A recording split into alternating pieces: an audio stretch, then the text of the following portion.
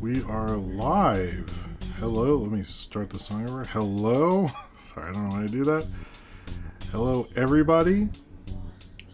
Oh, silly. I'm excited for the silly one. Hello. Oh, okay. Hello, Taco Master. It sounds like you're doing. Okay, I heard myself, so that's good. I'm gonna. Why is that not? Blue Sky. Thank you, Blue Sky. Okay. Boom. Even though it didn't post my other thing. Whatever. Sorry. Didn't post my URL thing. Hello to, first off, Taco Master, volunteering abroad to this country. I'm so sorry.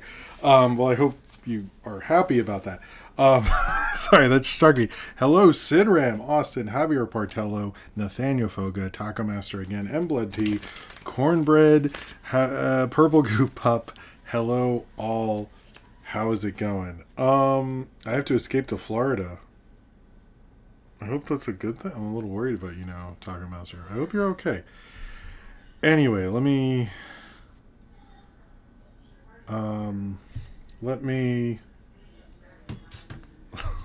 switch over. Sorry. It's always a bit crazy. Hello, how's it going? Starting getting set up and having dinner and all that things. So sorry if I'm always like bleh right before. How's it going? How's everyone's day doing? How are y'all today? I actually tried to set up a lot before and it's still anyway. I hope everyone's having a good week. You're running out of ramen? Wow, I'm sorry. I hope everyone's having a good week and a good night and a good July 4th week, I guess. Oh, hello, Nick. Hello, Remiku Hariku Shrine. Medela Butterfly.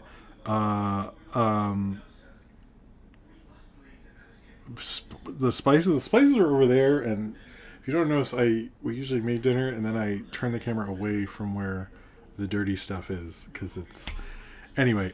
Yeah, sorry this is on a Wednesday. I was like, we're gonna do Thursday, and then I realized it wasn't really gonna work out to do this on Thursday, so apologies. Also, I know tomorrow is going to be crazy with the fireworks, so we might hear some fireworks tonight. We're going to pretend those are fireworks. We might hear some fireworks tonight. But yeah, but I'm seeing movies tomorrow, and that was the best. Anyway, it was like scheduling wise, and then it turned out this is definitely 100% the right night. So, in a sense, it worked out. We need more gay Paul Blart to tip the scales. Okay, I want to bring this up, unless someone got it, and it's been a crazy thing to get the show going. But I want to reveal the energy drink. I don't think anyone got it. Cornbread sent out, I believe it was Cornbread, sent out a thing that was this Dr. Pepper thing, which those cans look cool. I'm definitely going to drink those. But here it is, because of Jurassic Park. And I did have this a bunch of years ago. I forget which one. I definitely had it on a show. I do not know which one. If anyone can figure out, you don't really win anything, but that's cool. It is Raptor. Oh yeah. I don't know if I had it in this bottle last time. You can get cans and bottles. It's only at the deli, my local as you call it. But yes, Raptor. I don't think anyone got that, but it was on here a long time ago. Look at that fucking dinosaur. I remembered it, and I was like, you know what? I'm gonna be honest. I got to use this for Jurassic World Rebirth. And I actually went and saw a huge dinosaur with my son, but let me do this. We need more gay Paul Blart to tip the scales. Fuck yeah. I don't know who would be the gay Paul Blart. I feel like that would be good. Also, happy birthday, Nathaniel Foga. Sorry. A lot going on at the beginning of the show. I want to cheers to you, and cheers to you, Black Saxon Winkle. Oh, God, it tastes like medicine. Serve chilled, yeah. Oh, boy. I gotta remember why I didn't go back to this. Godzilla, you can watch Raptor for me. Anyway,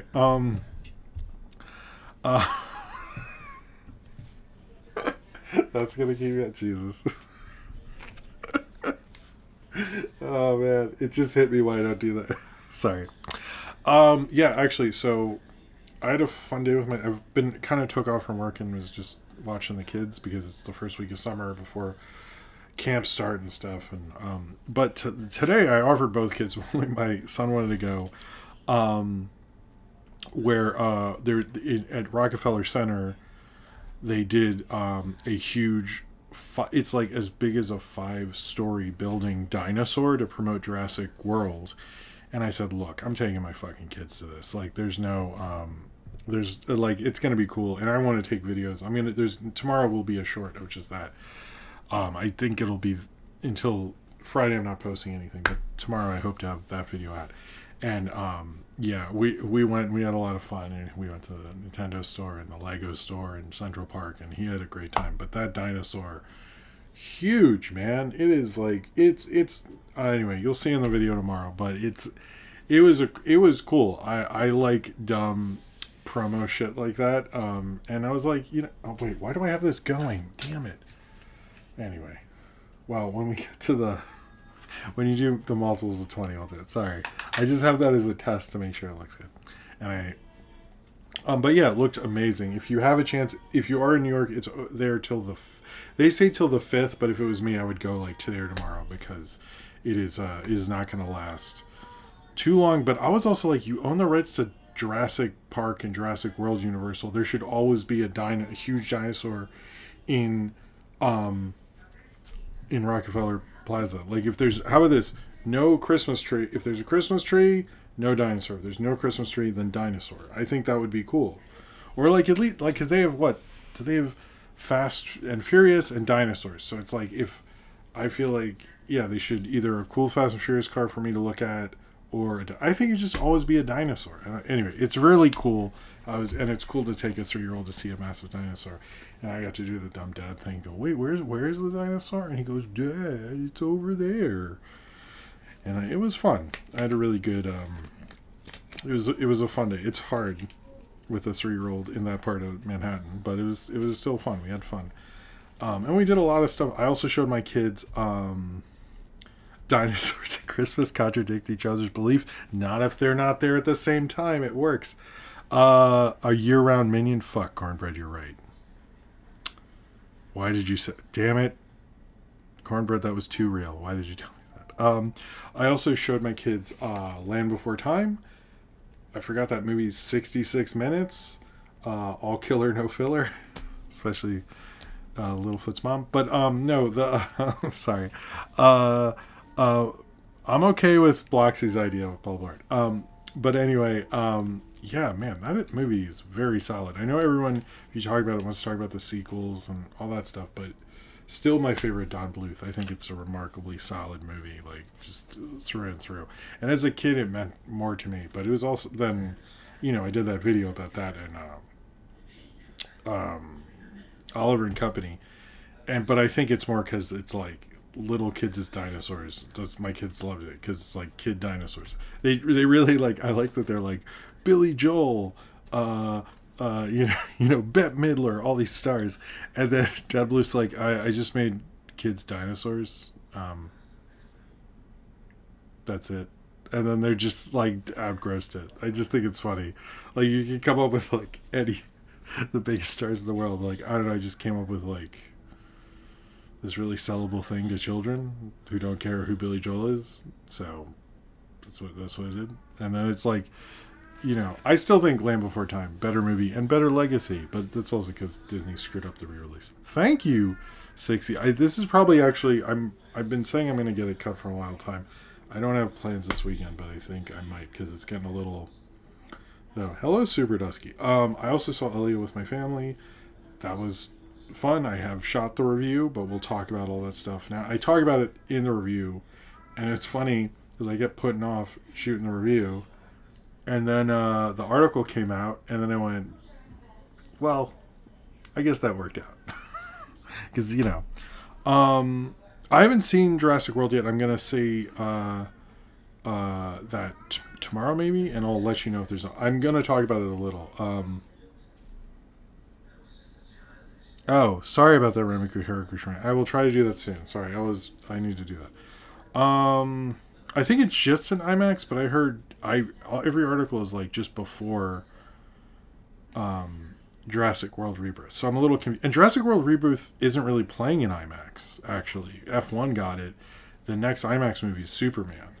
So I actually don't think that might not be true because they didn't get... Jurassic World Rebirth didn't get majority IMAX release because of F1. No, I know Rihanna is the voice of Smurfette. I don't think kids really care about Smurfette. And before we start, I guess the Diddy thing happened? I don't know. I'm like, he's going to go away for 20 years, it sounds like. So, I don't know. I mean, if he lives to 75 in prison, I think that, because he's 55 now, I'm like, I don't see... I mean, it sucks that he got away with some of it, but it's also like, I mean, he's not like free, you know? So I was like, that's kind of like, we were like, he was praying. I'm like, praying for like, are you going to live that long? Okay, all right. Cosmotron 20,000. I used to go to the movies once a week too. But you know, I have kids, so I go when I can. But man, keep that up. I'm pretty sure the Odyssey, from the way they described it, what I understand about Jurassic World Rebirth thing, is just in any screening of Jurassic World Rebirth, just because there's barely any IMAX screens dedicated to it because of F1. And we'll get into F1. Yeah, and is he going to last while in prison? I always heard he's not very popular. If I was him, if you want to get out of it, tell us what happened with Biggie and Tupac, if he knows. So, is Jared Versaway is still alive, but is that living? And we've been watching Andor, and fuck, that is a good show. I really gotta say. Always hitting. I don't know, I just wrote Andor in my notes. I'm trying to think. Oh, okay, here's a thing that I thought that I think is a crazy fact. I watched Drunken Master for the first time since like high school and stuff. And that movie comes out in 1978, right? He doesn't have his huge... He doesn't have this... good ones in Paris. He didn't have his huge, like, international huge breakout until,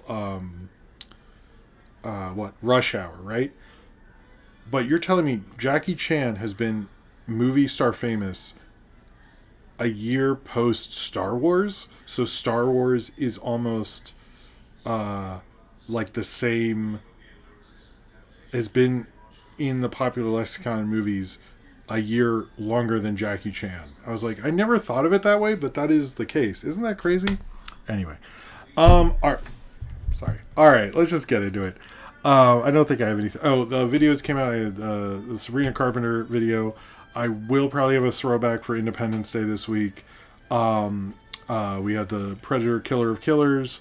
We had, what was it before? Oh, the Megan thing and the Megan Road thing, which was a funny thing, and Danny Boyle.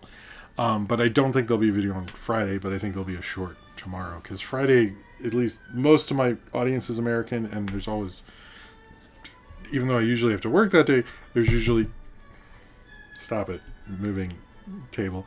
There's usually too much going on, so it's just like, and I don't think like anyone's going to really watch a video when fireworks are going off. So anyway, all right, anyway, so this and everything I do is supported by you, the fans, either through this amazing raptor themed energy drink, which you can make me drink to give me more energy and keep the show going, and it helps me support all sorts of cool stuff. I have seen K-pop Demon Hunters. I've shot a review. I don't want to say more because you can wait for that, but I have seen it. And yeah. All right. So this and everything I do is supported by you, the fans, either through my Patreon, which is linked below in the description, or through Super Chats during the show. So you were able to... Sorry, I think that's my wife's TV. What are we talking about? This Age of Ultron? I'm confused. I don't trust that dollar store drink. Hey, it was at least $2. Come on, man. Sorry. Okay. This is supported by you, the fans. I don't have this memorized, but I do have this memorized.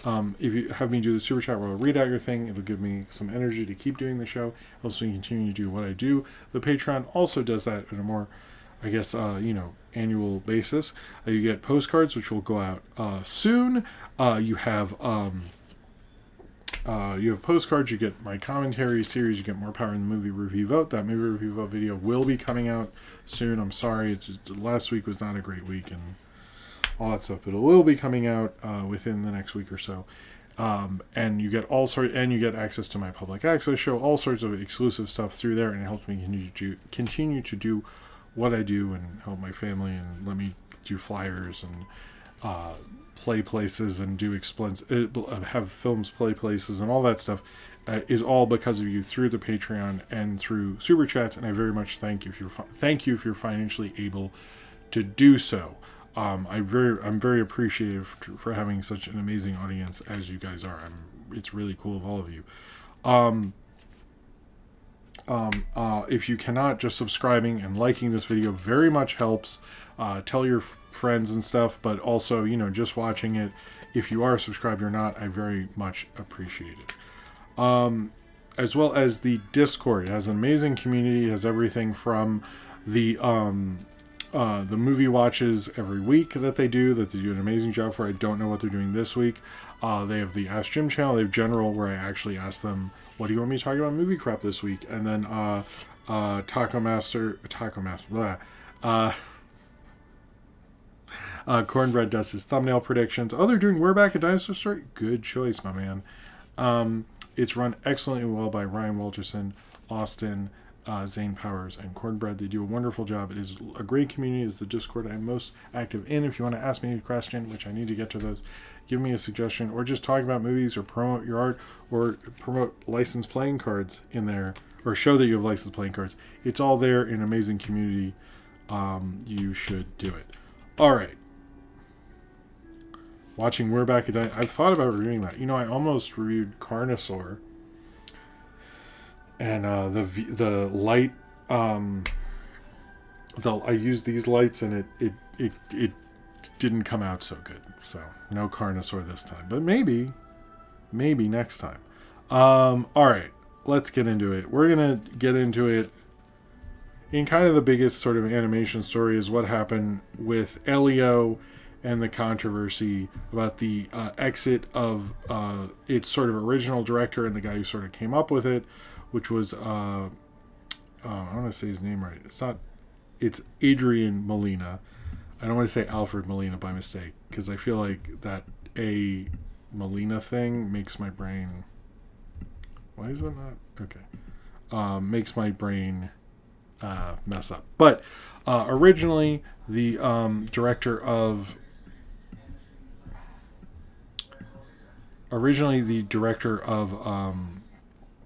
Elio was Adrian Molina, who is an out gay filmmaker, who also co-directed Coco, and it was a very different movie until there was a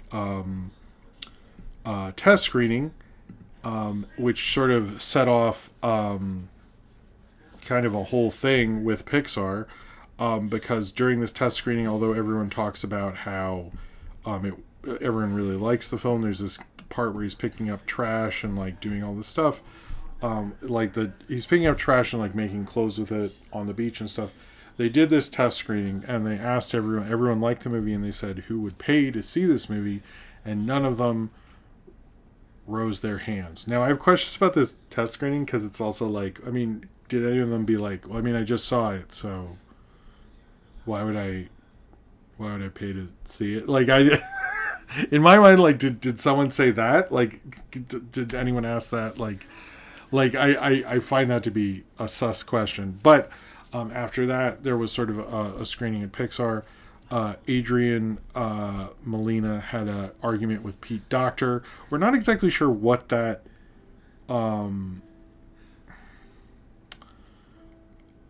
argument was, but apparently there was sort of an argument that got pretty tense, because this was sort of about him. It was about him being a queer kid in middle school, about how he came in and everything he did and everything like that, or coming up and everything like that, being a kid who's 11. I don't think he really he was necessarily out in the movie, but he was at least sort of like insinuated to be.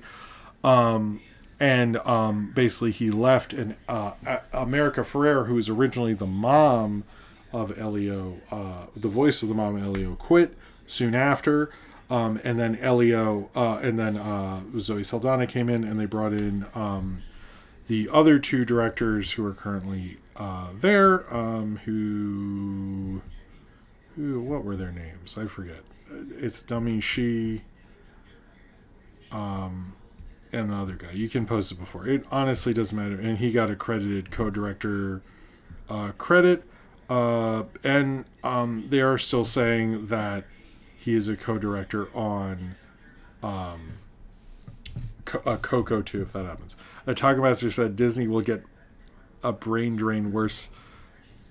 Disney will get a brain drain worse when Don Bluth left. I think in a certain case you're right. But cheers to you, Taco Master. This isn't the greatest drink, but I love doing this. Cheers to you. That's kind of neat. So basically what we've learned about Pixar presently is after the failure of Lightyear, they felt that 2-second thing that you honestly could have dropped your phone or dropped a pen or something, looked down and picked up and missed, is the reason Lightyear failed, not because it was a weird concept and they didn't do a great job with it. It's because of the gay stuff, of course. That's how they felt about it, and they've sort of, because they don't want to poke Bob Iger and stuff, they always take out gay stuff. We've heard about that with Inside Out 2. We've heard they were trying to masculine up Elio, although he's not super masculine. I think it was queer-coded, but again, we haven't seen this movie. So Pete Docter, who I've never known to be a... I don't know. I'm not sure how to think about him, because he's clearly like stopping a lot of this stuff. And he stopped like a sequel to his own thing, having more gay stuff. And I don't know if it was a discussion over a story, because he is a big story animation guy, and maybe that was the discussion. Maybe it wasn't as good as we all think. I'm open to that. But hearing how they kind of masculined him up and like just kept things there, I think, I don't know. I'm really disappointed in Pixar. I don't hate Elio. I think it's not the greatest Pixar, but it's like decent movie and all that. Black Sea Oxford says, unrelated, but South Park really needs Kevin James. I'm not going to disagree. His Liv and Maddie episode, one of the better if we don't. But I do think, cheers to you, Black Sea. Thank you for another super chat. Also, a reminder, I will have the flashing lights happen if we get to every multiple of 20 in super chats. That's when I do it. Not until then. So if you'd like to see us get there, then do that. Anyway, what I think a lot of things about Pixar presently that I wanted to talk about, but the idea that they would do this to appeal to more families when he's just sort of queer coded, he's not even necessarily out, and you could have been like, no, I mean, he's 11, you don't really know at that point and stuff, and you could have just dodged it. But I just feel like I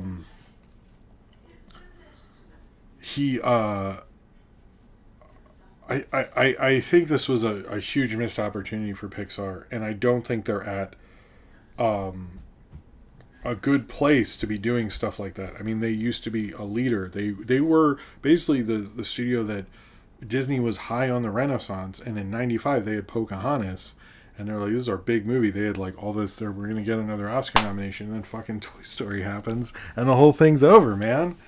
So, anyway, Sidram says, speaking of Ultron, Spader also did the voice of the Iron Legion drone in the opening. Didn't notice till I didn't know that.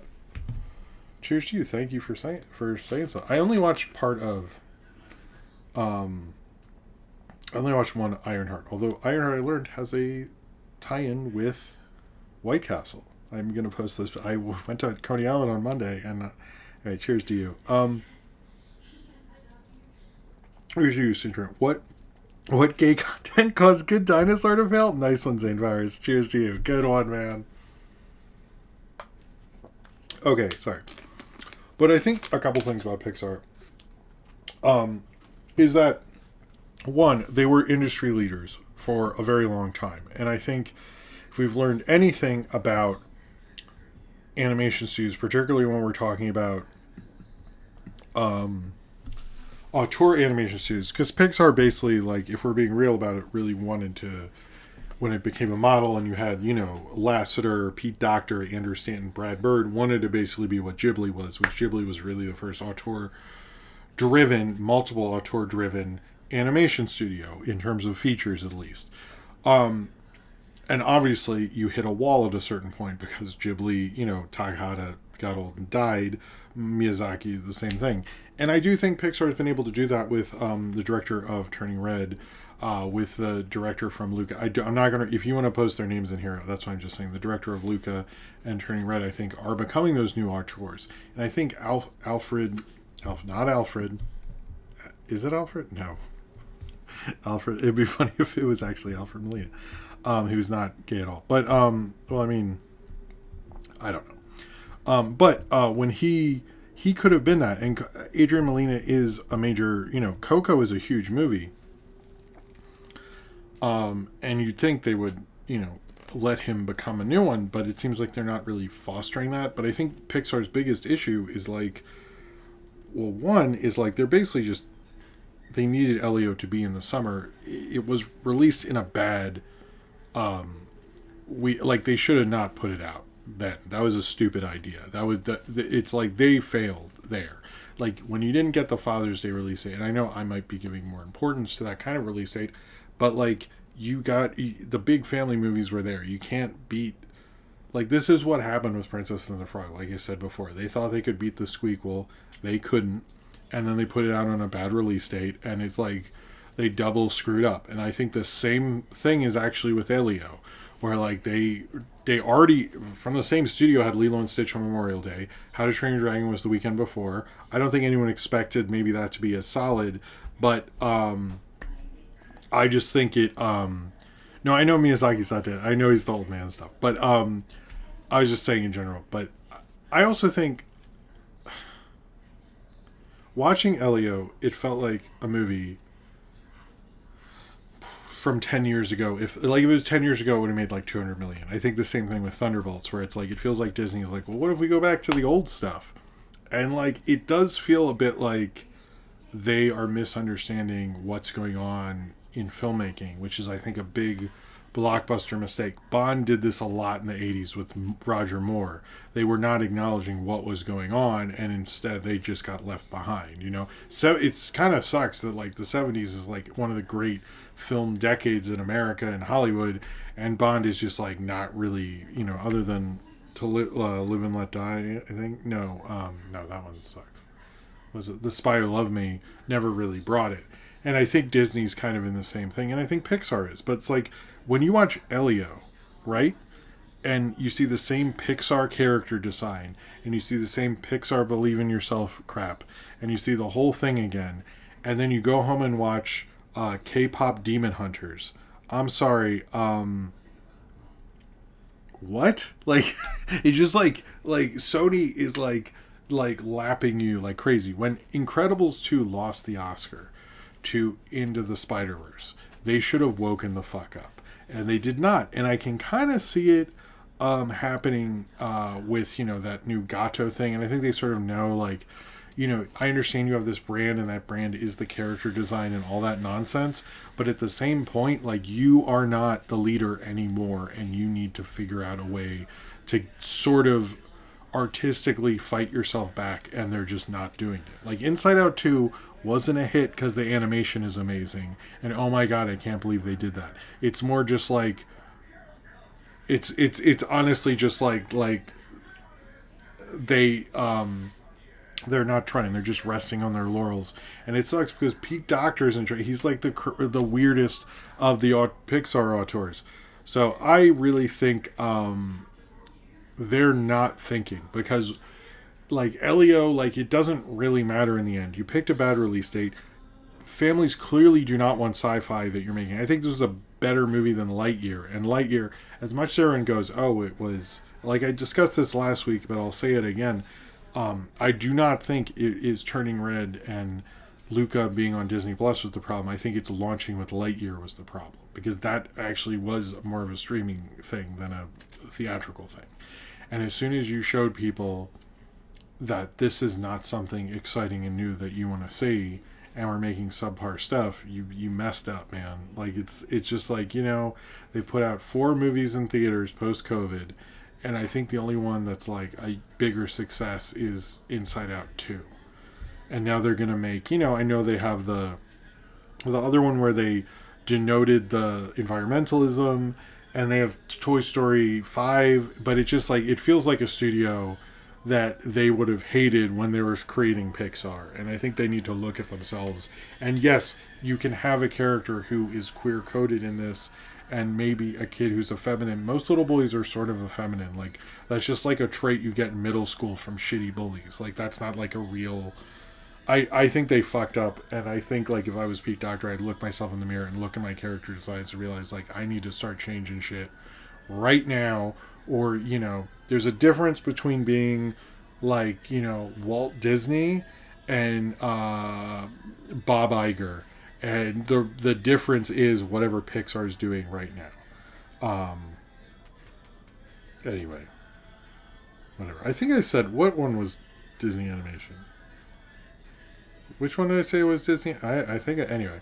I think there's we've lost. Pixar is not an innovative studio anymore. It's just a brand. It's just a brand Disney owns, and they're just going to pump out sequels, and we're thankful they're doing original stuff, but this is not the original stuff that they should be doing. And I was really disappointed. I was really disappointed reading that and hearing that. I think the movie by itself it'll mean something to people and stuff, but like hearing how they took out an openly gay filmmaker's story and took an auteur's story and took it away from them and made it into what it is, I think is like, if that's like what you're doing as an auteur studio, you failed as an auteur studio. You are just a studio to fill in gaps and stuff like that. So, I mean, yeah, Javier Portelli, right. Pixar is basically a sequel factory that gets to make original films, but those original films can't really offend anybody or move the needle or anything. I mean, it's just like, Elio is cool, but like, is there a part like WALL-E where like nobody talks for 45 minutes or something like that? Like, no, they're not doing big artistic moves. They're just, I mean, they're getting one up by DreamWorks at this point. Like, Wild Robot was far more interesting, and they change up the character designs all the time, and Pixar is just like, oh, we gotta have them look like Pixar. Like DreamWorks learned and Pixar didn't. And I think it's going to be interesting to see this next decade. Like, are they just going to become a soulless brand, or are they going to, step up with these new auteurs and like maybe have new big names take on the studio and do different things with it? But anyway, wait, Cornbread, what did I say wrong? Just let me know. It's not an ego thing. I'm just curious. Anyway, we'll move on. Sorry, I didn't want to go too far into that. So in funnier news, and this takes some explaining to do, and I wanted this is the funny news, guys. After the Disney hates gay people story, let's get to the funny thing. So, they aren't even good at having theme parks. I never go to theme parks other than Coney Island. So,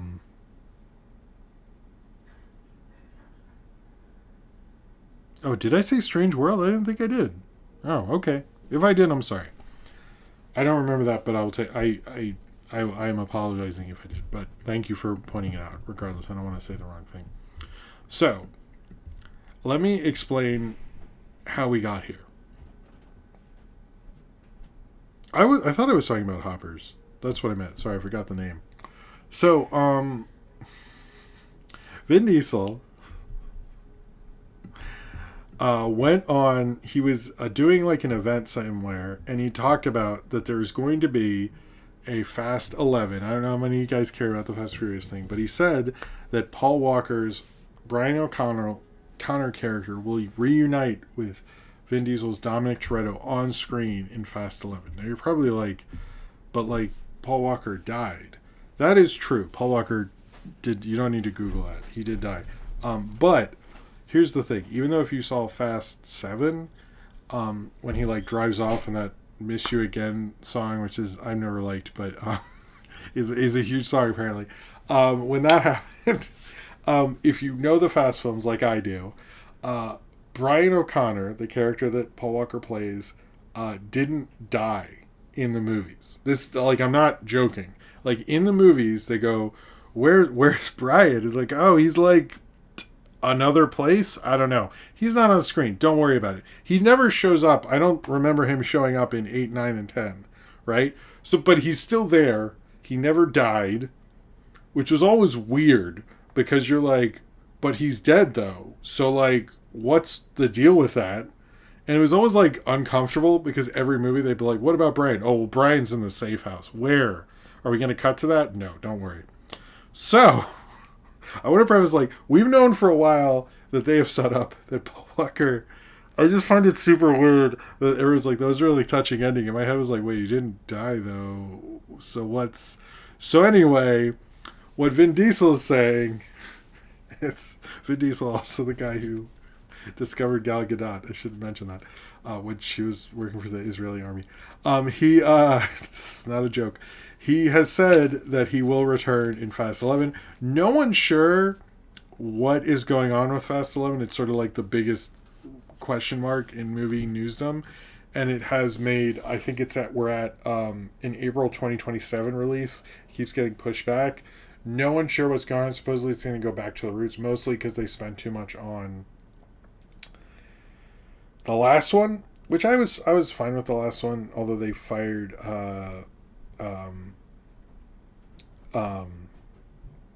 Justin Lin and all that. Okay, no, Cinnamon brings this up. I want to read this up. I noticed that Jordana Brewster is in the later FF Fast and Furious, even though she's married to Brian and they have a kid. Yes, no. She. They always ask her what's every movie. They ask her what, which is like they can't go. Oh, Brian's undercover. He's never come. Or they could have just like let him die, like in real life.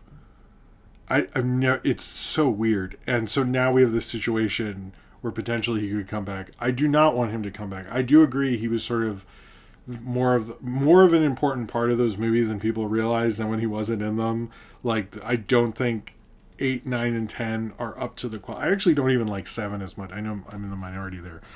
Paul Walker, played by AI James. I like that you guys will never let this AI James Dean story die. That was like a pre-COVID story. Cheers to you, Zane Powers. Cheers to you.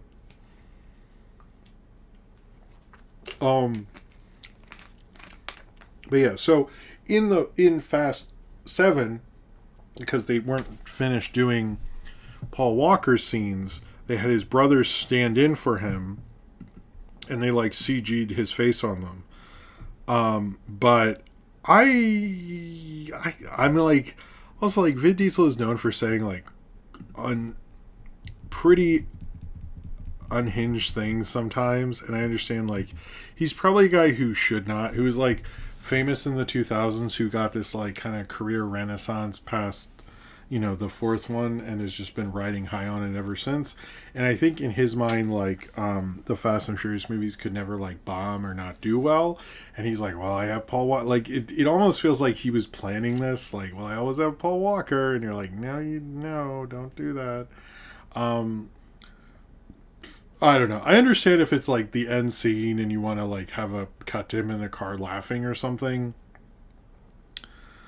but it's just I don't know. Such a weird situation to be in, but I like that like they were literally dumb enough not to have him not be in. They should have just let him. He died. Like I don't. Anyway, just a very weird franchise situation. I don't know what's going on with Fast 10, 11, but that and I think Mission Impossible, although I like both those franchises, I think should have maybe had one entry post-COVID and call it a day, and I think they both extended their welcome. Like, they pushed it too far. It was like different in the 2010s than it is in the 2020s. I feel like both like there's certain times you should rest your franchise. You know what I mean?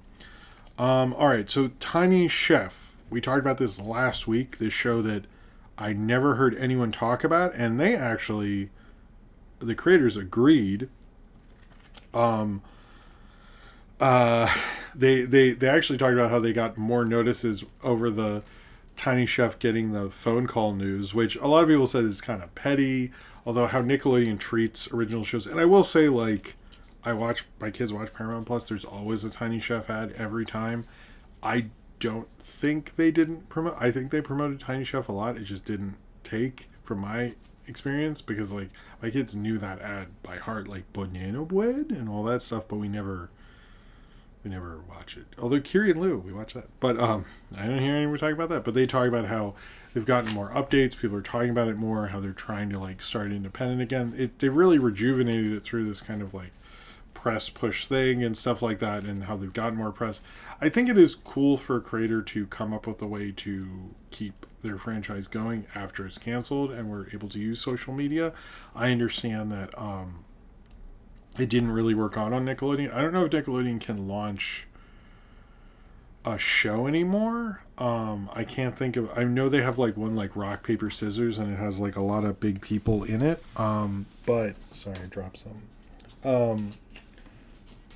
But like I don't know if you. It's really hard unless you're Netflix or Disney to launch a cartoon show on streaming. So I'm wondering how if there was a way they could have done it. But I do feel bad for the little tiny chef. But it's cool that they were able to get a lot more support and press and like get Vulture interviews and all that stuff. I think is really smart. But it's interesting how they were like, yeah, we didn't get this much attention when we were on Nickelodeon, which I think says more about. I do think what's going to happen when we see these things with, and like we've all said it, but like with Digital Circus and all the other stuff, when we see that, we know that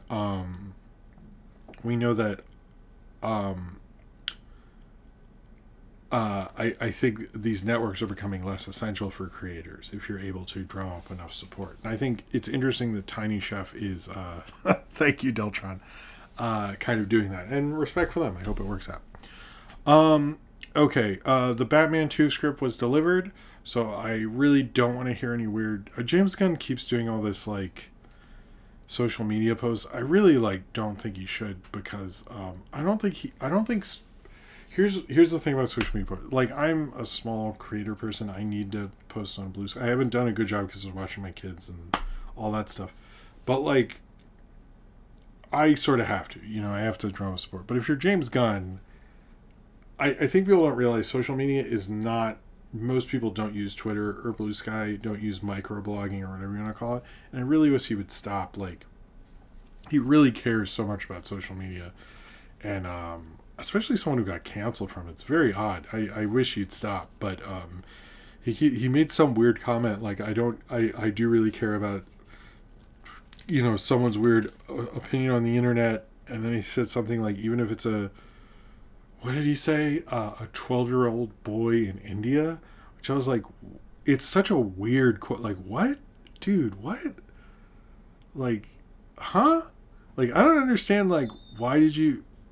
It's just this. I don't know. I'm not sure what's going on there. I know he's always like made weirder jokes and stuff like that, and again, why he got canceled. But I would not go like, oh, if someone doesn't like me, they're clearly a 12-year-old boy from India. Is like, I'm sure there are 12-year-old boys in India, and they're probably ones that use social media and care about superheroes. Those are definitely probably things.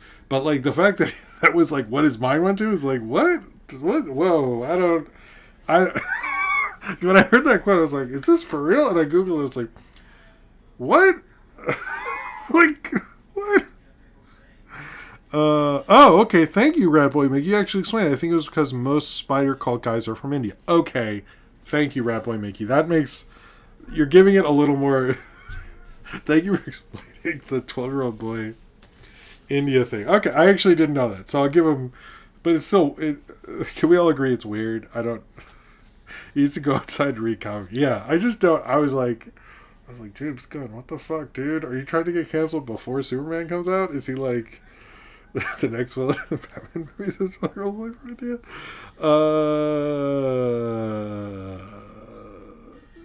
I don't know. To me, it's like... Please stop tweeting. Like, so many movie press people are like, could you just stop doing this? Like, we don't want to... Like, I think it says a lot that, like, this movie's coming out. I've heard so many movie press people on, like, Twitter and podcast stuff. It's almost be like, can this movie come out so I don't have to report on this fucking guy?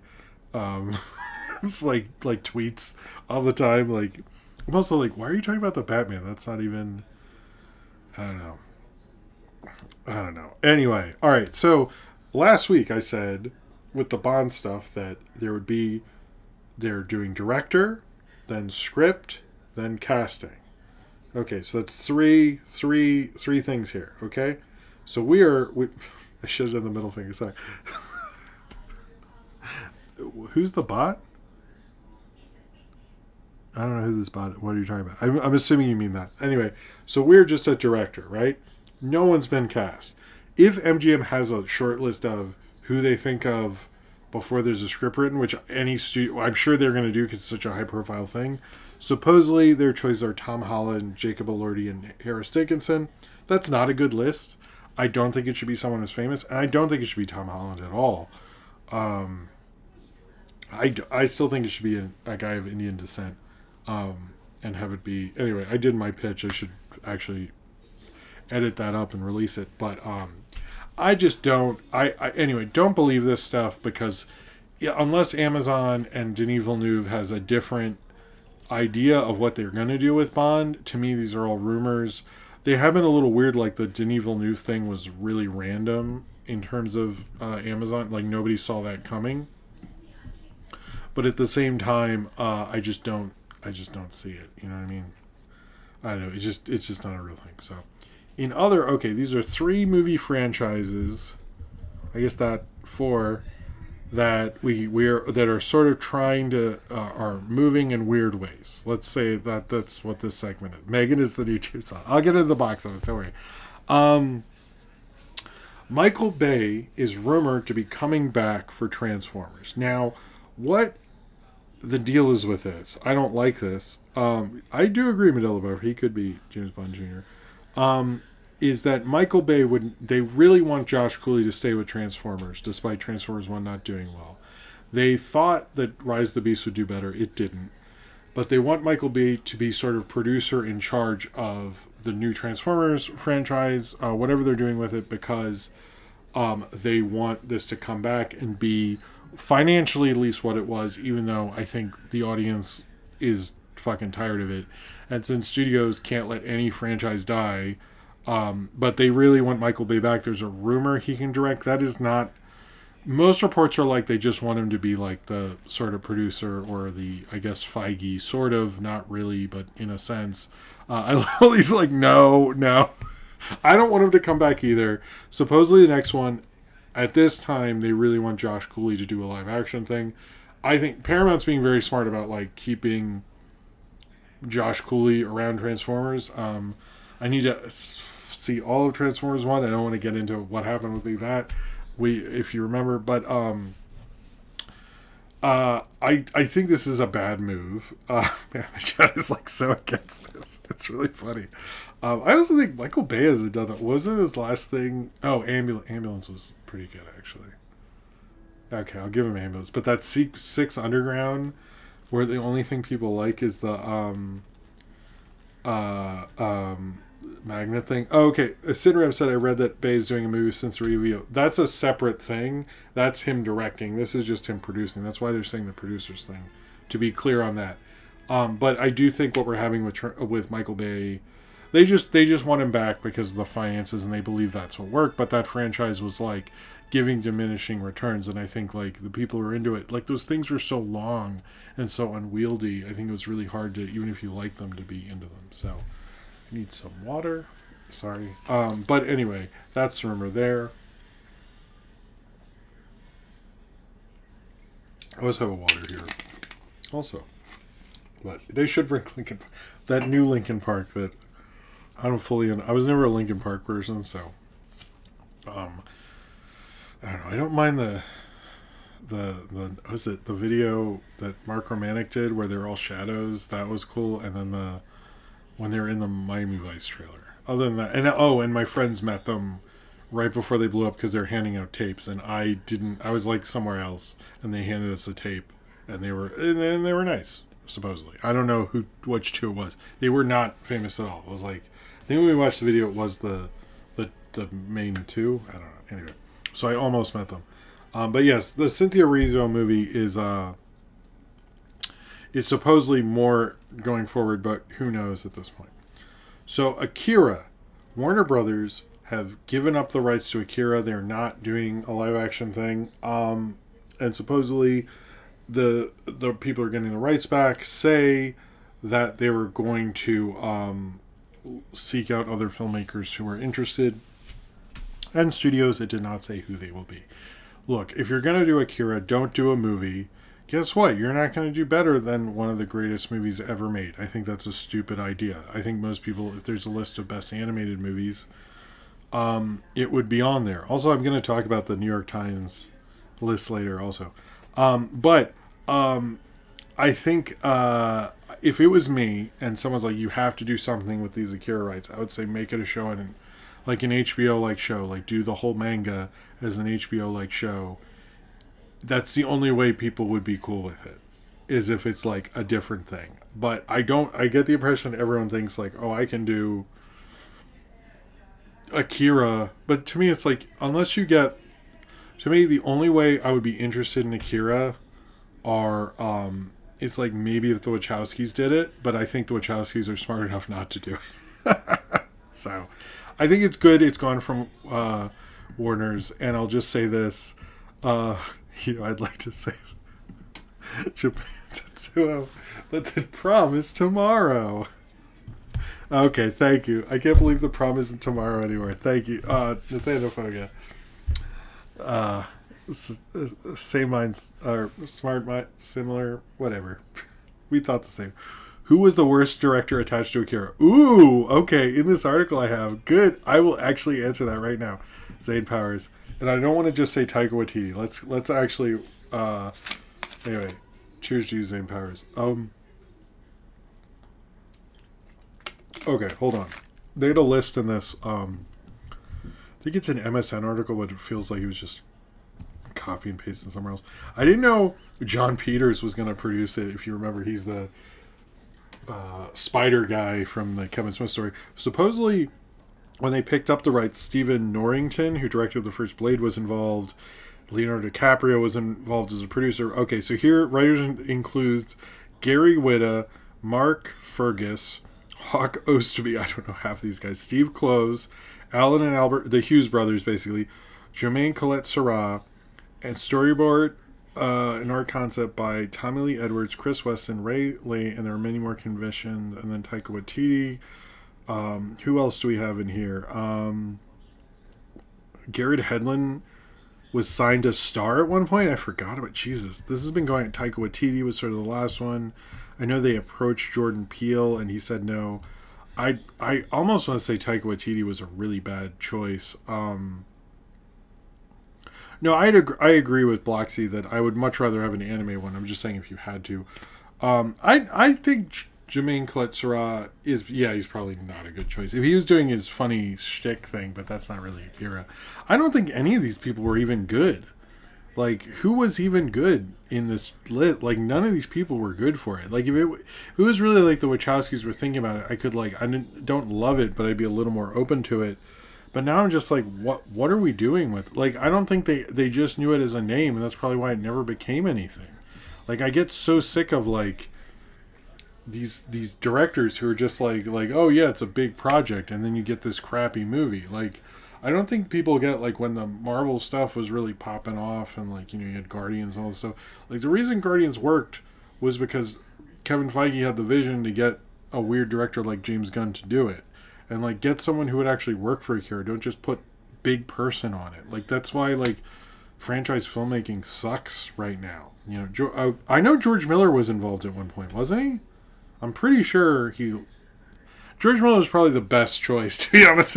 Like, the only one who, like, could see that movie. But, like, I think just picking a director because you have to fill a release date with some of these properties is not the way to go about it. Like, get someone who can pick the right director for your property. Otherwise...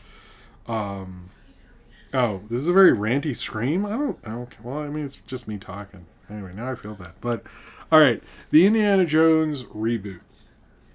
Supposedly, they are considering, they're giving it a rest for now, but they're considering doing a full reboot at some point. If you're going to do Indiana Jones, my advice would be don't do a movie, just do a show and let it be a show. And I think that would be a better idea at this point, and, like, build the brand back up.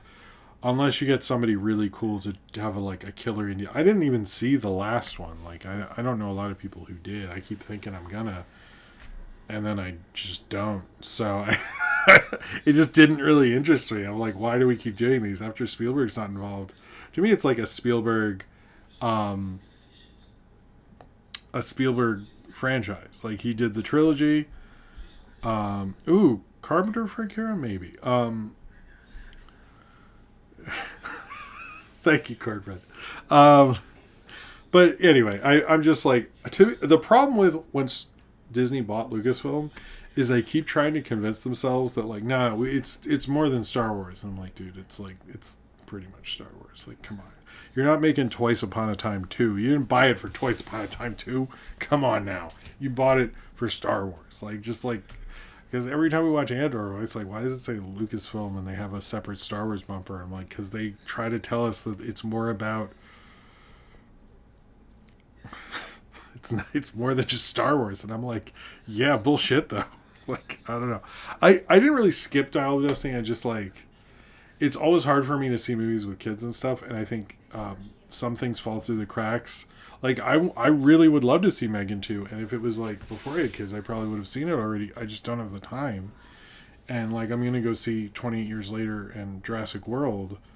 I don't know if I'll see Megan 2. You know, and it's just like how life works out, unfortunately. So, but I would like to see. I'm like I would see Ballerina. I would see a lot of stuff, but it's just life how it works and. I try. I feel like this channel at this point, my strategy is like I try my best. I don't know, but I would like to see Dial of Destiny. But like even like I think someone's like you should watch. I usually watch a movie after the kids go to bed and fireworks are over, and I think I'm gonna watch Saboteur by Hitchcock because somebody falls out of the Statue of Liberty and I watched it the first time. I've watched it several times on July 4th, and it's been a while, and I'm like I need to do that again. All right. Let's talk about trailers because it was a big trailer week. And I know Cat in the Hat's in a thumbnail, and I want to talk about Cat in the Hat because I actually I read Cat in the Hat once a week to my kids, not because I'm a weird person or something. It is a thick kids book. You really have to be determined. You're like, okay, this is going to take a minute. It's for a kids book. It's a thick book. I'm not stupid.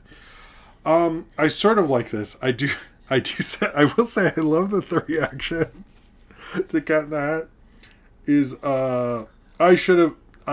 You're right about Wish Cornbread. I should have done that. It wouldn't be a pot. Maybe, you know what? Maybe I'll do it for Zootopia 2. I do have a few of the banana stickers of Wish right over there. I should show off my banana sticker collection that I have on the back of my cabinet. Anyway, so the Cat in the Hat anime movie played. I'm like, sure. I'm sure my kids will be into it because they like Cat in the Hat. I don't love like trying to make movies out of it beyond the books. To me, it's like a book thing. I don't mind the PBS show with Martin Short. I review cool movies. Oh, cool. That's neat. I like the Martin Short voice. I think he's probably the best Cat in the Hat voice I've ever heard. If anyone wants to come at me, I guess. But I don't love Bill Hader as this role. I like that the design's a little different. I think... okay, well, Cornbread. I will post the banana sticker. Well, it's sort of a fruit sticker, banana sticker. Anyway, it's a dumb thing that I'm into. I like that it's a different design. It sort of reminds me of the green eggs and ham design. I don't know how off I am on that.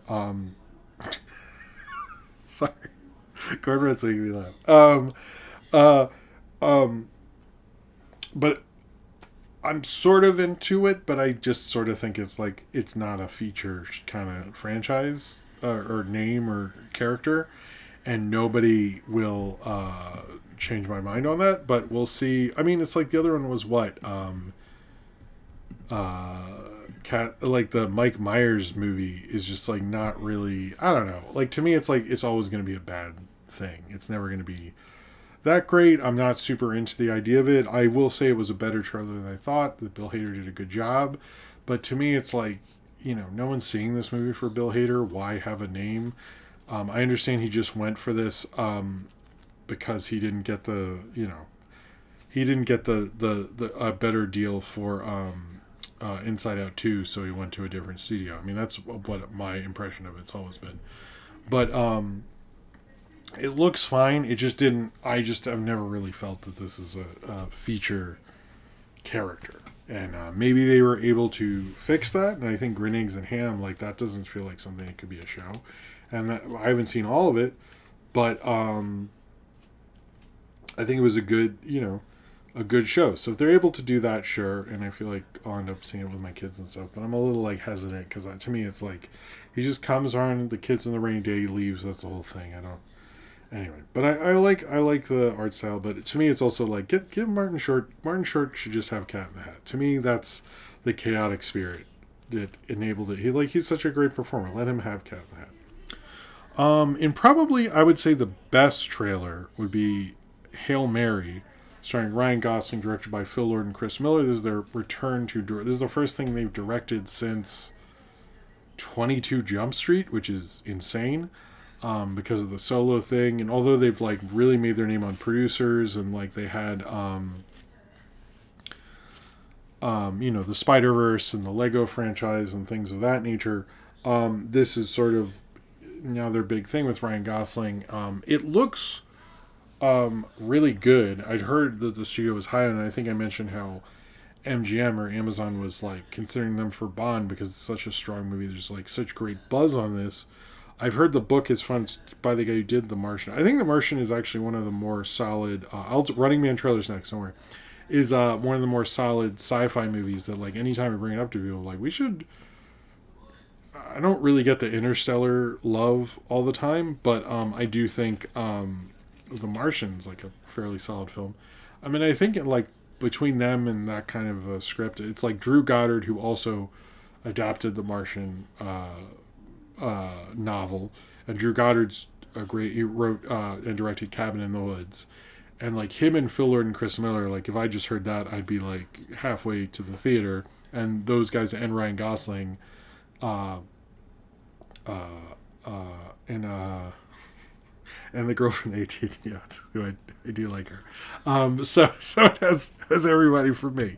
But anyway, Melania Weintraub. But it's I think it's going to be cool. I know that they revealed. I thought the trailer gave too much, particularly for an early trailer. You don't show your hand like that. So I'm like, what is this comes out in March.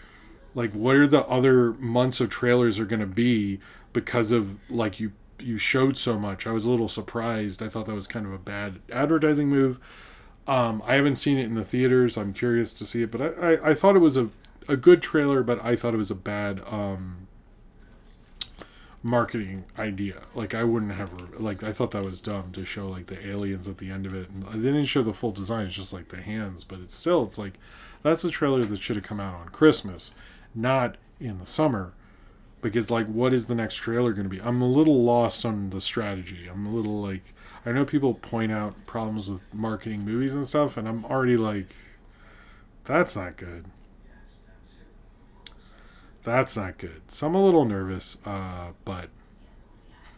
Nice with the Weston A. Nice. Alright, so the Running Man trailer. Confession, I have not seen the original Running Man. In fact, when I watched the trailer, I was like, all right, Stephen King wrote this? I didn't. Anyway, sorry. I can't know about everything. I thought it was good. It looks like, honestly, looks like Edgar Wright does a Verhoeven, which is interesting. I like the cast. I think Glenn Powell is a great choice as a lead in Edgar Wright thing. It looks like his first, like, real big swing. Also that Michael Cera's in it for the first time since... Scott Pilgrim. It's cool to have that reunion. I think it's going to be... Austin says, I don't want this movie. We already have a cartoon and Mike Myers one. Nor do I want Green Eggs and Ham, Sam I Am. Nice. Sorry. Nice, Austin. Oh, by the way, to all of my Canadian viewers, happy Canada Day yesterday. And cheers to you, Austin. Thank you very much.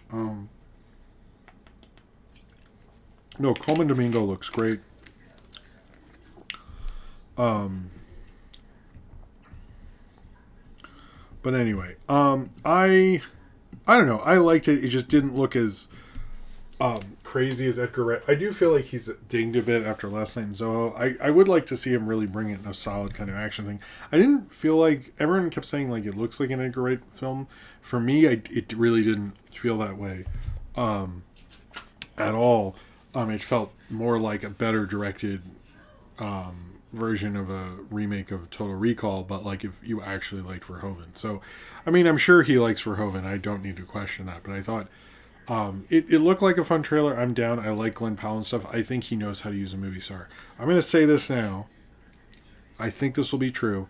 If this movie bombs, we will get a reunion of Edgar Wright, Nick Frost, and Simon Pegg. That will happen. If this movie succeeds, that probably won't happen for another 10 years. I do not know what property this is, what this will be. I'm just saying this right now. I think this bombs, he's going back to those guys. This succeeds, it's probably going to be a while. That's all I'm saying. This is coming out of nowhere. I'm just proclaiming, because I've thought for a while. I was like, I wonder when he'll do that. So, wait, that's why the guy who wrote The Running Man with Edgar Wright last wrote both Jump Street films. Oh, that's interesting. The Jump Street people are coming back. We do need to save Nick Frost. All right, we are past $20, so I am a man of my word. So we will do the fade there. We'll do it for like 5. The Odyssey trailer leak. I wanted to mention this a little bit. I have not seen this trailer. And I know it is leaked and all that stuff. Man, we are like taking a while. Sorry. Oh, good call, Cineram. Edgar Wright. We're not getting the Edgar Wright editing. Okay, good call there. Whoa. Okay. Sorry. I couldn't really see the actual trailer. There's so many AI fakes. I really didn't want to like say I saw. Like. I wasn't sure what I had seen, so I'm really going to just wait. But from what I'm understanding, people really like it. And I think they'll... I don't like when they do these theater-only things. I know they do them and like don't get leaks sometimes, actually, which is always interesting. But I think like they probably just should release it online when they do that stuff. Supposedly it's very good. You see like a shadow of the Trojan horse and stuff. I'm curious, but yeah. Well, if I see it before Jurassic World or it gets released before the next show, I'll talk about it with more. But I actually did look, and I was not sure if I actually saw it or the images were from it, and I don't want to like falsely report on something. But supposedly it's really good. I'm excited to see it when I can. We found out the M. Bison casting, and I think it was a surprise that David Dashamalian, who is from Late Night with the Devil, was cast as M. Bison. So that's... I think he'll probably do good in the role, but I'm like, I don't think he will.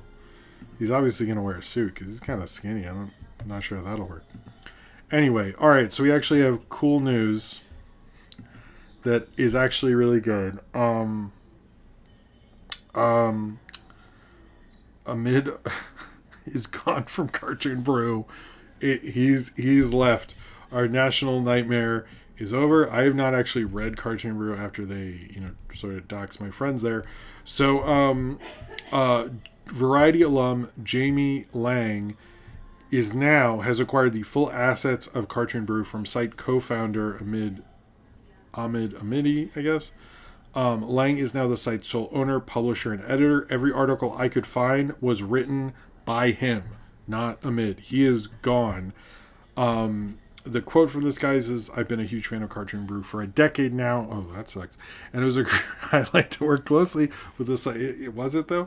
As an energy for 2 years, Lang said in a statement. When told me about his plans to sell the company, I asked if I would be interested in taking over. It was an opportunity I could barely believe and one that I couldn't pass up. From what I've seen of the new Cartoon Brew, it's covering more bigger stuff. It covered the South Park story, which he would just not do. And I don't think I have a long history with Cartoon Brew and going back to the Knock Force days, and I never he was always weird, and he never like covered big stuff. And it's like, I think like YouTube animation news ended up usurping him because he like would care about festival stuff, and it's like, it's cool to do that, but like you need to cover what we're all talking about, like, and so I actually am a fan of this new direction. I might check it out more because it's gone. He was always a weird dude, and I have met him, and I never really particularly... He's just very sensitive and weird and had kind of bad taste in stories and stuff. And honestly, I thought in animation too. I never particularly liked him, and it did feel like as when I was making animation, you basically had to bend over, do a lot to get covered on him, and I just never really thought. I don't know. I never really thought he helped out animation as much as he helped out his own ego, and his own ego didn't have good taste. But now that he is gone, also he talks my fucking like what the fuck is like he's not a friend of any animator. I know he knows animators and stuff, but you could not tell from the way he writes articles. So I'm glad that he is gone, and hopefully he will not make a new thing. Hopefully I don't give a fuck where he went, and I like him to leave animation for good. I think animation will be better without him, and that's all we really need to say about him, because he sucks, and I don't know why Jerry Beck trusted him in the first place. So box office, sorry. We do have some stuff to talk about, and particularly because Megan 2 bombed pretty bad. It was actually the worst decline since the original. It was a worse decline from original to sequel, percentage-wise, than Joker to Joker 2, which is a shock. I think a lot of that with Megan, which opened at 10 million in fourth place under Elio. I'm not getting into it. I don't want to give any knowledge to the docs. I'll message me later with some here. What if he becomes the new head of Cartoon Sleuth? I like that St. Powers is sticking with his Cartoon Sleuth.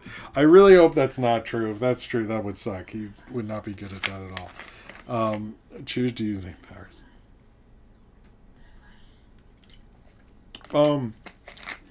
I really think what happened with Megan, the worst decline is really like Captain Marvel to the Marvels and stuff like that. But I think I think there's a couple things going on, and this is a brutal summer.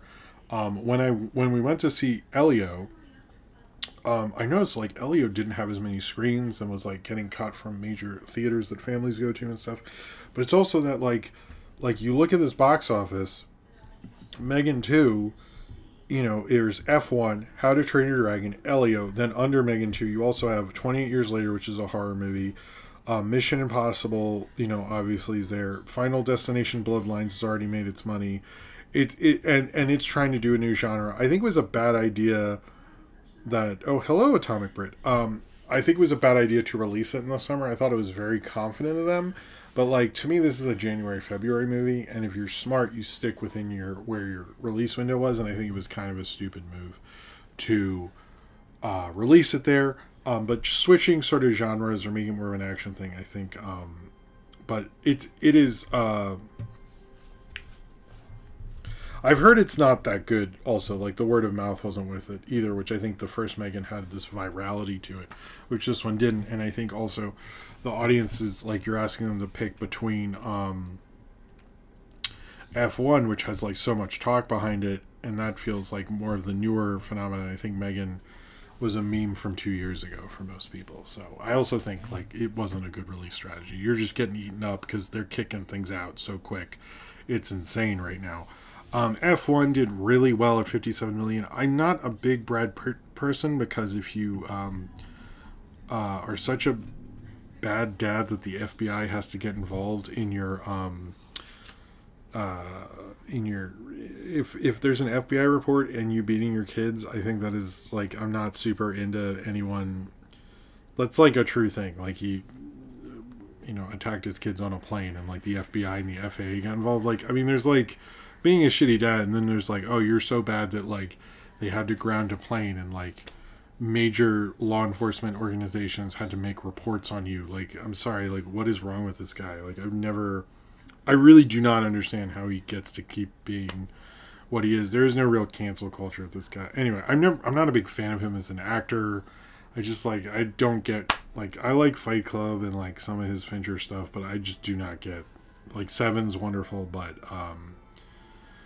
like, I really fucking annoys me that he gets to keep doing that. Like, anyway, but I will talk about F1. We're just gonna leave that there. That is, I probably will see it when it's on streaming, because it's like a big movie and I like to keep up and stuff. But I do have mixed feelings on him as a person, and him being allowed to continue to be who he is in the industry. Sort of like, to me, it's like, if everyone can complain about cancel culture, but like if Brad Pitt is able to do, and like anytime he does anything, if you hear anything about his how his kids feel about him, you're like, whoa, dude, what did you do? Shit, it's not like, you know, Schwarzenegger's kids who are like, oh man, my dad's embarrassing. It's like, this guy's one of the worst people I've known in my life. It's like, anyway, sorry. But this F1 I think costs a lot, despite opening at 57 million. Sorry, I just typed in F1 and there's like a sport or something. It opened to 57 million, which is very good. And I think it made upwards of like I think it's made a lot worldwide, but this film costs almost 300 million. Holy fuck, almost $300 million. Jesus. And that sort of messes up any finances. Now, I know the finances of this movie are a little confusing because, one, does Apple care about these things or not? Depends on who you read and what statement you get from them. At the same time, they had a lot of like corporate sponsorships involved, so no one's actually sure how much they made back from that. That's been a question mark. How much F1 put into it, and with their own free promotion that they're sort of promoting during their F1. To mind, I've watched it sort of at a bar once. I don't really care for sports at all. But and when people are like, "There's a new sports," and I'm like, "No, I don't want new sports. You mean the XFL? Are we doing that again?" It really, the finest of this will be interesting, but it really needs to make like a real shit ton of money. I know Joseph Kosinski, who is a big director, and like Top Gun Maverick really worked and all that stuff, but I just don't. I don't know. To me, it's like, I'm not sure. This film might not actually make its money, regardless of how you feel about Brad Pitt, just because it costs an exceptionally large amount of money. I don't know if it's F1 is eating up that, because I know they're very much. You know, I'm sure the other sports leagues are very jealous of how they were able to promote that brand and make it what it was through reality shows and stuff like that. And this is another part of it. And maybe this is just another advertisement for F1 getting a big Brad Pitt movie from the director of Top Gun Maverick. And this is like part of their overall corporate planners, which is also a thing people have suggested. So we don't really know the whole financial picture of F1, to be perfectly honest. But it is right now, like, it costs $300 million. It really has to make a shit ton of money to be financially stable. In other terrible news, How to Train Your Dragon only needs to make the remake, let me be clear, only needs to make, it only has to make $10 million, which it 100% will do, to match the grosses of the original animated How to Train Your Dragon. So have fun throwing up in your mouth later. But it could make the $600 million worldwide, which is the franchise high of How to Train Your Dragon 2, which is possible. There will be a sequel. I am sorry. I have shot a review. That will probably be the next review I have out. But yes, it sucks. Elio lost about 50%. Everyone's kind of telling me that's good, but I don't see how it is. It's made about $41 million. It's still, I think, the lowest grossing Pixar movie as of now. Other financial things, Materialist is made about $30 million.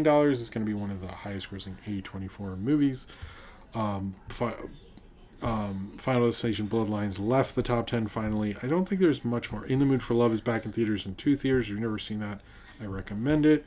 Like I did with the Apocalypse Now Roadshow thing, if you can see that. And was there anything else I wanted to talk? I think those are kind of the main things. But I think Megan bombed because Chris Sanders is rolling under his grave. Nice. Wild Robot live action. No, they got to make sequels. Then when you've exhausted that, then you make the live action remake. So where are we at? 2025, 2037. I will see the Wild Robot live action remake. Well, how could you do that? Oh, God, never mind. I know how they'll fucking do that shit. All right, it's 12:06. Okay, I see. We don't have a. Okay, I think we can do the rest of these. Sorry. This is not an obit at the end because I wanted to talk about him a little bit, which was Jim Shooter, a kind of big comic book editor who is one of the reasons we had Marvel Secret Wars. I should turn this off now. But if we get to more, sorry, I don't mean to it's rough out there, so I have to bring up the super chats. But if we get to another 20 multiple, then I will do the flashing lights again. But yeah, but if anyone wants to do super chat, we still have some stories to get through, and then we'll talk about the segment, which is the only Jurassic thing, live action thing that's not a movie that I haven't reviewed. That's not the new movie, I guess. Anyway, Jim Shooter. Jim Shooter died this past week. He was basically a huge comics fan who went to Marvel and DC and even created Valiant, which had one of my favorite comic book ads. I'm not joking. I'll find it on Comic Scans. It's really one of my favorites. It said Valiant, where dead means dead, which is sort of a joke on what was happening in Marvel at the time, where like characters would just come back. No one would have died there. I read Hard Corpse, I think, as a kid, so I was a Valiant fan, and I love Secret Wars. He was a controversial figure for various different reasons that, I think Comic Tropes did a video on him, maybe? If he did, I'm sure it's very good, because I like Comic Tropes. He's a good guy. It sucks that he died before Avengers Secret Wars came out. I know it's not entirely based on his Secret Wars, but I think that stinks. He was a controversial figure. He did do certain things with comics that people didn't like. But I don't think we'd have, Secret Wars was kind of the beginning of the kind of crossover, the mega event comic book thing, and the influence of that, although there was things like the Kree-Skrull War and certain things like that, it really was the influence that I would say led us all the way to the Avengers movies and what those movies became, which were just team-up things and what people like when comic books became what they were. Valiant was a huge comic company for me as a kid, but I hope I don't know, I think Jim Shooter, R.I.P. to him. I think he probably, I don't know, I have noticed the few comics people I talked to at first were joking, and then everyone went, well, he did do sort of a lot. So I think it's sort of like Stan Lee, where yeah, he sucked, but we wouldn't be where we are without him, kind of thing. Anyway. All right. There's this so I wanted to bring this one up, and it was brought up in the Discord. I forget who did. If you want to, it's in the Discord, so you can find out who did it. But as we're seeing, Asian film is leaning more and more towards AI, and we're seeing a Korean powerhouse, CJENM, has unveiled an 100% AI generated animation and plans to expand to AI film and AI drama within that year. Last week we talked about China and its plans to use AI thing, and they really showcased it. And this is a film called Cat Biggie. This isn't a joke. The story follows a cat who unexpectedly meets a baby chick and becomes its father. The series consists of 30 episodes, each 2 minutes in length, and will be released for global audiences on YouTube in July. According to CJ, the series took a total of 5 months to complete, including content planning and character development, which involved a compact of 6 specialists. This sucks, man. I really wish Asian cinema wasn't so leaning in towards this crap so much. It's disappointing. But keep hearing about that. I think we're going to keep hearing. I don't know. I don't know if I'll review it or if Saber's going to do a thing or whatever, but it's just really disappointing that this is what filmmaking and creativity is going to become. Just sad about it. And it sucks to see foreign countries really coming in and doing that. I just I don't know. Is anyone a fan of AI stuff? That's the part I don't really get. No one's passionately be oh, I can't wait to watch that. I just think it's really disappointing. Oh, thank you, Corman. Al Vasquez, thank you for the story. I wanted to just bring this up because I found it kind of crazy. It got this kind of a cast. Jeanette McCurdy's book, I'm Glad My Mom Died, is going to be made into, I guess, a show. Am I right about it? It's on Apple at least. It's a dramedy inspired by. Is it a show or a movie? I'm a little confused about that. I believe it is a movie. Are they saying it's not written in the right way? Oh, it's a 10 episode thing. Sorry, it'll be a 10 episode kind of limited series, and Jennifer Aniston will actually play her mom. I actually, I grew up with Jennifer. I remember when people got the Rachel haircut, believe it or not. But I will say, I give her credit for actually taking on a different role. She almost always, like, I think, who is it? Elia Kazan, who said most actors have about 3 roles in them. And I do, like, I think The Good Girl was different, if you remember that movie. And there was that Oscar movie she was really pushing but never became anything. But I just don't, I don't know. Good for her that it's going to be a thing, but I just don't, I don't know. I'm a little confused about it being a show, but I'm happy for Jennifer Aniston trying to do something new. I hope it works out for her. So the new Disney Plus show they're making of Oswald the Lucky Rabbit has set its 3 leads. I think, is it one from Encanto? No, one of the kids who is the kid with the elephant trunk in Skeleton Crew and from Encanto is going to be one of them. The other people are from things I've never heard of. It's going to be an animation live action hybrid. We've learned more about this show. It'll be about what is this? Oswald Lucker is a character. Blah, blah, blah, blah, blah, blah. It's basically about like middle schoolers who interact. A middle schooler who's cautious but avoids turning down his friends. I guess it's like about a middle school hybrid with Oswald the Lucky Rabbit, which cake. What? I'm confused. Anyway, I'm not super happy with this thing, but we'll see. I have the last story will be about South Park.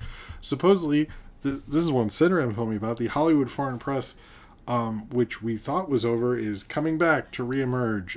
They sold the Golden Globes, so I'm not sure, but apparently they are trying to come back, and because of some, like, they weren't fully prosecuted, so they sort of got away with whatever they're doing.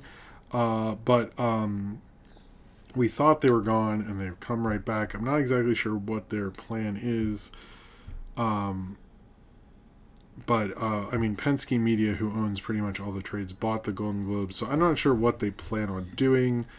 Oh, thank you. Sorry, I forgot what the name of the movie was so much that I was like, "Are you saying she's like cake this whole time, and they're gonna cut a thing in her or something?" But I don't know.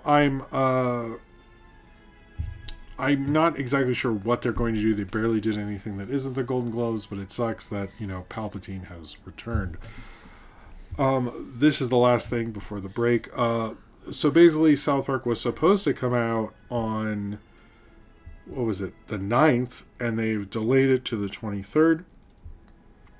They said in response to the press release from Comedy Central about the change in premiere date that this merger is a shit show and it's fucking up South Park. We are at the studio working on new episodes, and we hope the fans get to see. I don't know what's going on with them, and they're suing them, and like this is getting, to me, it's like going to become one of those long legal things that's going to like fuck everything up. And I do also wonder if South Park, I know it's very beloved, and I'm not trying to be negative about South Park, but I do kind of wonder if like our current generation is as into it, and I think they sort of know their time is up, and they're kind of delaying because they know like the inevitable, because I don't really hear people mention South Park the way they mention like Family Guy nowadays, and I don't even watch South Park as much anymore, so I'm a little confused onto whether if I was them, I'd be a little worried, and I think their fuckery with the Paramount Plus stuff and stuff probably didn't help them. So it's still very popular. I'm sure like they'll be fine in a sense, but I'm curious if this merger legal situation will be sort of the close beginning of the end of the show. I mean, they've been able to keep this going for so long, but at a certain point, like, is it worth more, to continue to run reruns than it is alive? I'm curious about all those things. I mean, it's interesting that this merger has affected one of their bigger shows. I think if I was them, I will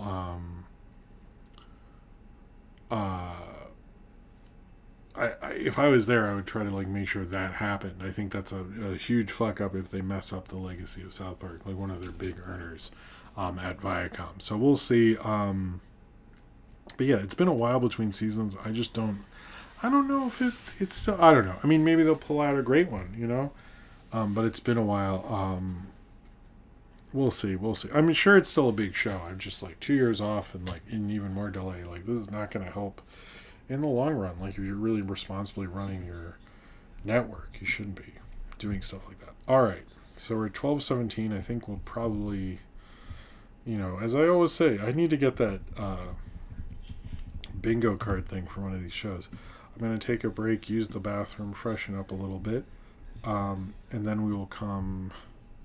We'll come right back and we'll do what's it called? Big Day at Battle at Big Rock, which is the Jurassic World uh, little short film. It's the As I said, I looked at the chronology. There are animated things that take place in there, but I haven't really reviewed them. I guess maybe Paleo, if he still does that, would. But this is the only thing, so I figured why not? And it's actually, we'll have some cool things to say about it. And then we'll do questions, and then that'll be it. So I'll be right back, and then we will talk in a little bit. Thank you all for being here, and I'll see you in a couple minutes.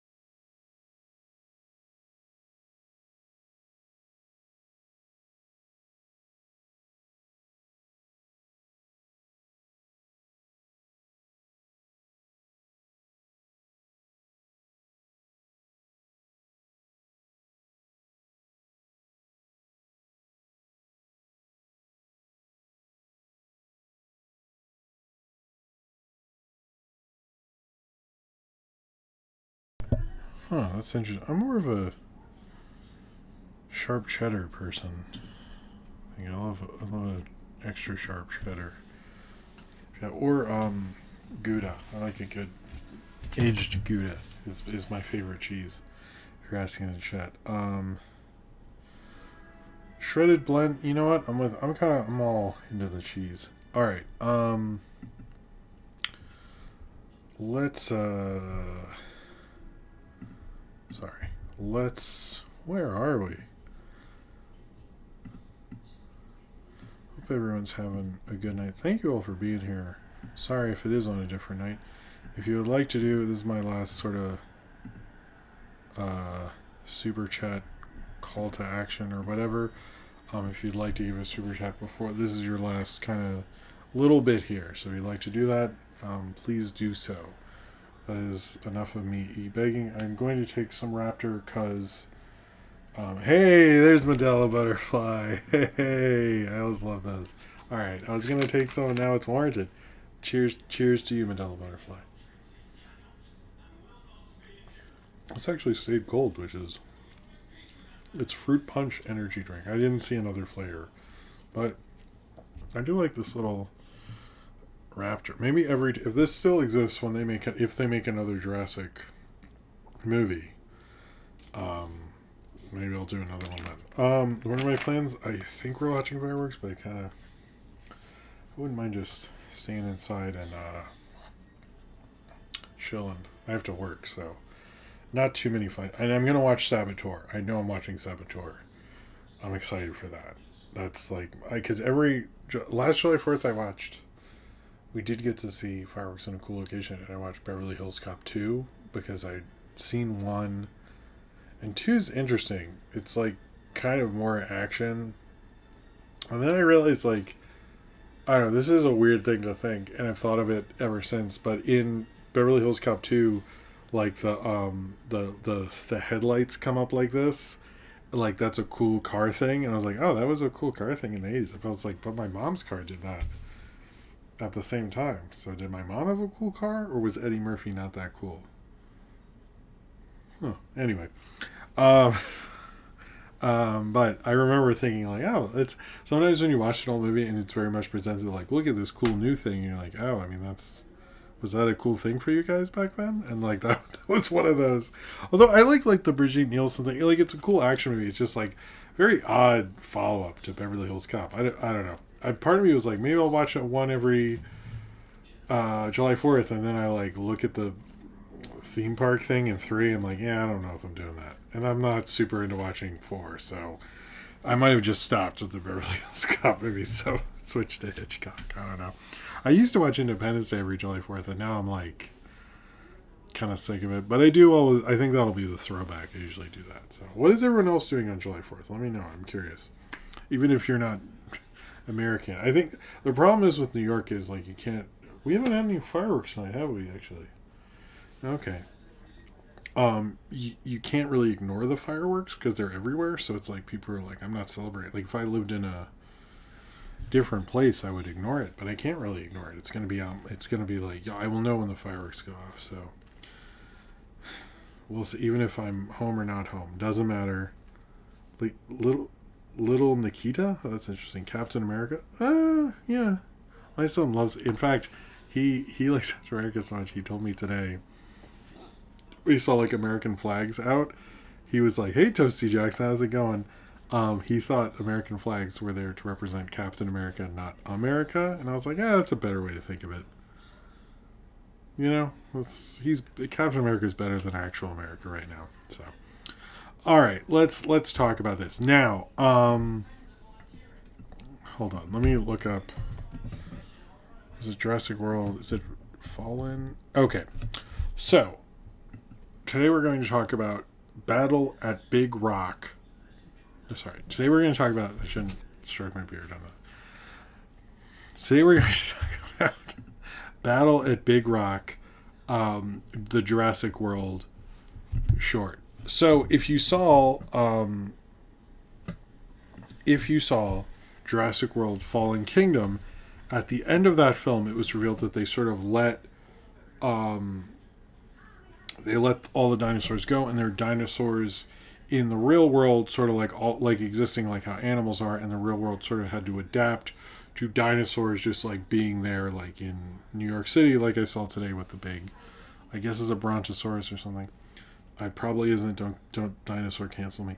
Um, and so I thought like the next Jurassic World, what became Jurassic World Dominion, would be this cool thing where they're like stopping dinosaurs in real human locations, and they even showed clips of like what it would be like with the dinosaurs interacting with people and like the problems it brought up and everything like that. They didn't do that. Jurassic World Dominion was really bad. They just focused on locusts or something. Like it was like, and they brought back the original cast. I've never seen a bigger fuck up of a franchise. like Rise of the Skywalker, definitely the worst Star Wars movie. But was it as bad of a fuck up as Jurassic World Dominion? Which is funny because I wanted, when you hear about Colin Trevorrow's Star Wars Episode 9 script, you think, oh man, he should have directed that, but then you realize he fucked up his own franchise. Whatever. However, I really liked this premise of like dinosaurs being in the real world with real people, and that's what we got with this short film, which Colin Trevorrow did direct and did a decent job at, called Battle at Big Rock, or Battle at Big Rock ... Jurassic World, or whatever the fuck. So what it's about is this a blended family, which they don't really ever say, but I keep reading all the descriptions, are on a camping trip at Big Rock National Park in Northern California. Apparently, if you live in California, that means something. I've never been there, so it doesn't mean dick to me. But apparently, it is a very good... that's your entire... Yeah, kind of. Sorry.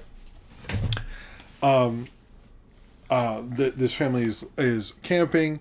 They set up early that like they didn't want the daughter playing with this guy's crossbow. It's actually really laid out very well. I thought it was a very smart short film. And then they first see a... in my mind, it was a Triceratops, but it says a Noceratops, which I think is basically a I don't. You can get mad at me when this is a separate thing. You can get mad at me in the comments. I don't know nothing about dinosaurs. And they see these Triceratops and they're like playing with trash and stuff like that, and they're just watching from their camper van. And then an Allosaurus, who I thought was a T-Rex, but is not a T-Rex, it's an Allosaurus, which is a different thing. But it is from the late Jurassic period. Comes and attacks them, and then the family's watching, and then they're being quiet, and then their baby cries. Their baby cries and starts attacking the camper, and you get like kind of this family fighting off an Allosaur. The dad is played by Andre Holland, which was a shock because he was in Moonlight and has done so many great. He worked with Steven Soderbergh on great things like that, and then Natalie Martinez, who is from Detroit. What is she from? I don't really know her, but apparently they were the two people when Colin Trevorrow tried to make this film. He asked for those two, and he got them, and he said, "Cool, let's make this thing." Like he literally, like his first choices were those two. He wrote the film with Emily Carmichael as well. So the premise of this is basically like a family has to deal with a dinosaur, and dinosaurs are everywhere. They refer to bad things that happen in the north, and then attacks regular people. I thought this was like a slam dunk Jurassic movie, like what would the world be like if you actually had to deal with dinosaurs. This is all we got from this because they focus on locusts and had like a sequence in Dominion that wasn't as cool as this. What works about this is they establish stakes. Like even the kind of conclusion thing is set up early on.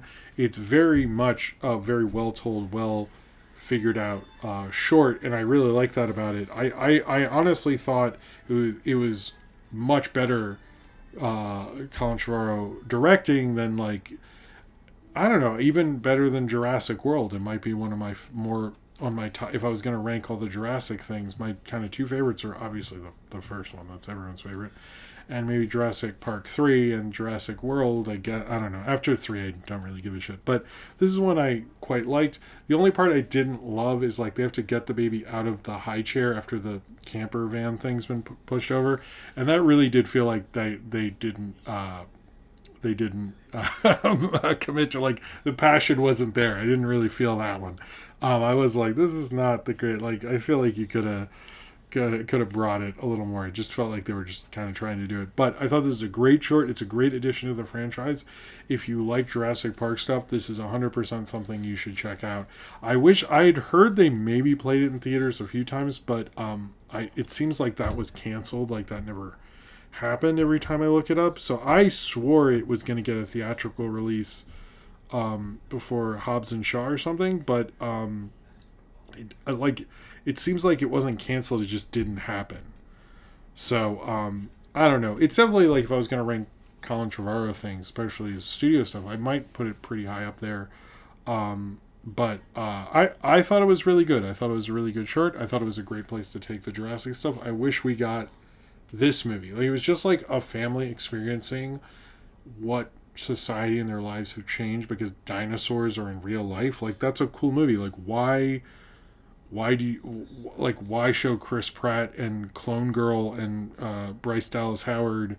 Like, I never, Dominion is like such a mess. I really don't understand that one. But, like, this is like such a cool motivation. Like, who wouldn't, like, kids see dinosaurs and, like, they're explaining dinosaurs to the parents? Like, it's everything you liked about the first movie. Like, it's such a smart idea, and then they, like, fucked it up. So I like that they did something with this idea. So it's such an interesting one. They do show clips in the credits, which I believe are in at the end of Fallen Kingdom, where they show, like, a little girl running because little dinosaurs are attacking her, a shark grabbing like a seal or something, and then a bigger dinosaur fish eating them. Like, I believe those are all there. But this is a really good short. It kind of reminds me why we think Colin Trevorrow could be a good director. I don't really understand the industry's love for him, particularly after Dominion, and Jurassic World doesn't have a ton of personality, necessarily. So, but this did. I thought it was really good. I wish he had made this movie. This is where those films should have gone, but they didn't do that, and we got what we got. But I think this is an often forgotten, often overlooked part of the Jurassic World franchise, and I think it kind of shows where it could have gone. It didn't, but it could have gone, and I think it probably should have gone. So it's nice to appreciate what we could have had from a whole movie. Unfortunately, all we got was this short, but I think this short, if this is sadly all we have, I think it is a really good use of dinosaurs and the Jurassic franchise, maybe more than the sequels to Jurassic World ever were. All right. He makes the studios the big money, $1 billion 3 times in a row, baby. He didn't direct the second one. That was what's his nuts? What's that guy? What's that guy? What was it? Who was that? He was, like, big for a bit. Now I never hear about him. I bet you he directed something big, and I'm like, who was it? J.A. Boyana. Oh yeah, then he did the stupid. Oh, he did Society of Snow. Okay, never mind. He did stuff. All right. I shot a review of that and I never got to. And he discover Tom Holland? Yeah, he did. Monster Calls was good though. I liked Monster Calls. I never saw The Orphanage.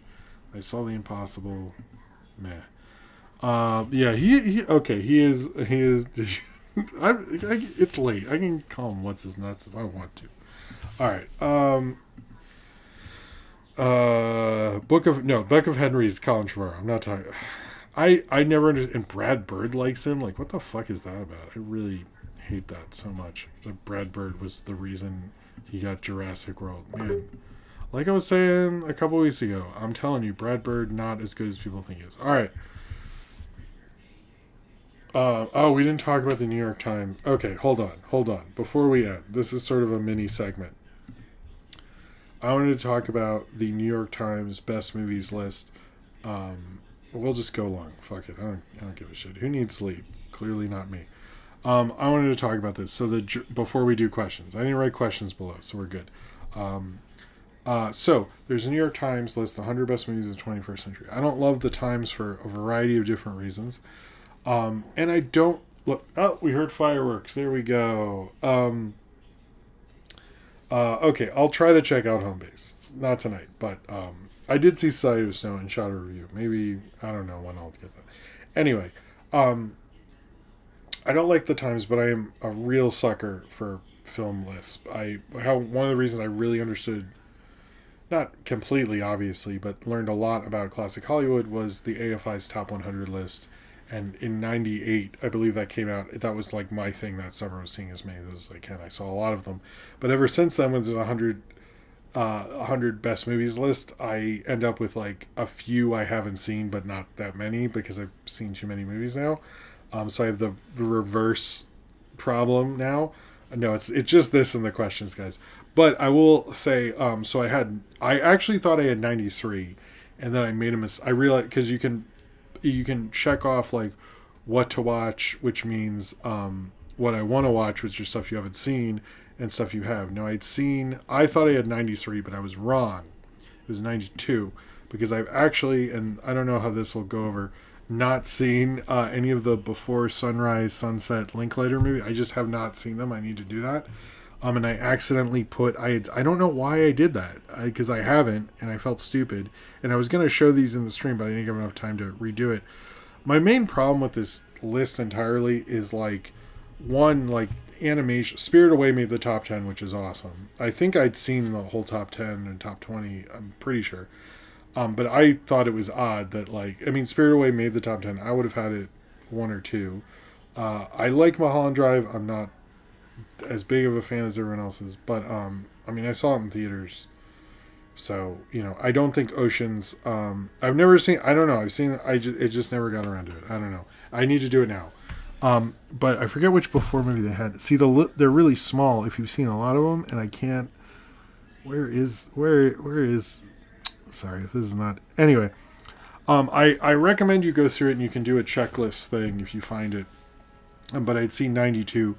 I plan to see, and these are the films I have not seen. Although a couple people think I've seen one of them, and I was like, oh, I don't think I have. Someone told me I reviewed it, and I didn't actually search because anyway. So the ones I haven't seen, I'll just be open about. The 8 I haven't seen is the whatever was it Before? Where is it? Is it high on there or something? Before? Where'd you go? Did you disappear? Oh man. Anyway, one of the Before movies are on there. Well, I need to see all of them. So we'll just say Before Sunrise, Before Sunset. The other ones I haven't seen is A Prophet, Yi, Tony Erdmann, After Sun, Voltaire, The Gleaners and I, and Memories of Murder. No, I want to see all of those before. Maybe I should do that this summer. I kind of want to see After Sun because I'm pale as shit. I need to use After Sun a lot. But I like these lists. I do think like animation was underrepresented. I thought Christopher Nolan had like Interstellar's on here. No, sorry, not happening for me. I think Ocean's 11 is not a good choice for Soderbergh. Lego Movie should be on here, and because we were like Barbie, and I was like, I think Lego Movie deserves a slot over Barbie, and I think Mind Game, and I was a little surprised like no Disney got on there. I would have done either Lilo and Stitch. Jim, I have a special video for you once you see the Before trilogy. Oh, thank you, Sinram. I'm gonna try to do it this year. So what happens is, yeah. Also, no. Okay, so Jordan Salaflo, the problem with the Ghibli thing is always like there needs to be more Ghibli, but 2000s Ghibli is Ratatouille is there. Is they didn't do a lot of stuff like if you're talking Miyazaki, you get Spirited Away, Howl's Moving Castle. Ariete Sorta, I guess. The Wind Rises, and then The Boy and the Heron. That's it. And it's like a Takahata. I would have put my Neighbor the Yamada's on there if it was me. But cheers to you, Sinran. Thank you very much. Okay, I'll let you know when I do. I wouldn't mind doing reviews of them, but yeah, it has like when the next AFI they only did a update of the AFI once, and it was a similar story where I'd seen there was like I think under 10 I needed to see, so I'd like to see these within the year. But I also am like they picked I get picking Black Panther, but I would have done Iron Man over that. I kind of think Iron Man's more influential, but yeah, I would have cut Interstellar. I think Nolan had like 5. I mean, Quran had a bunch. I'm fine with Boyhood. I know people are weird about Boyhood. Was Spotlight on here? I don't actually like Spotlight that much. Certain like Moneyball, I would have cut that too. Oh, it is before. I think it's the middle Sun movie.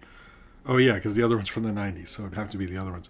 But it's also weird to do the 21st century because I would argue that The Matrix and Blair Witch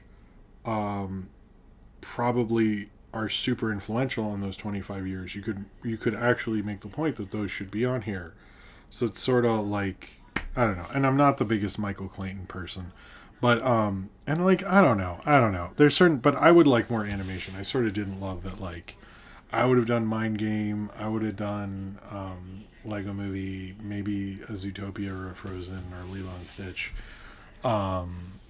Maybe, I mean, the problem is with the Ghibli guys, that's all 90s and 80s, so it's like kind of hard to do that. And I'm sure there's a lot of no Kelly Reichardt, like what Meek's Cutoff and Wendy and Lucy, where are those? And it's like with Soderbergh, like to me, I don't know. I think I like Magic Mike's better director than Ocean's 11. I think like there's a lot of movies I would have picked of his over Ocean's 11. Like I think High Flying Bird, I know it's really bland, but I think it's like, or dry.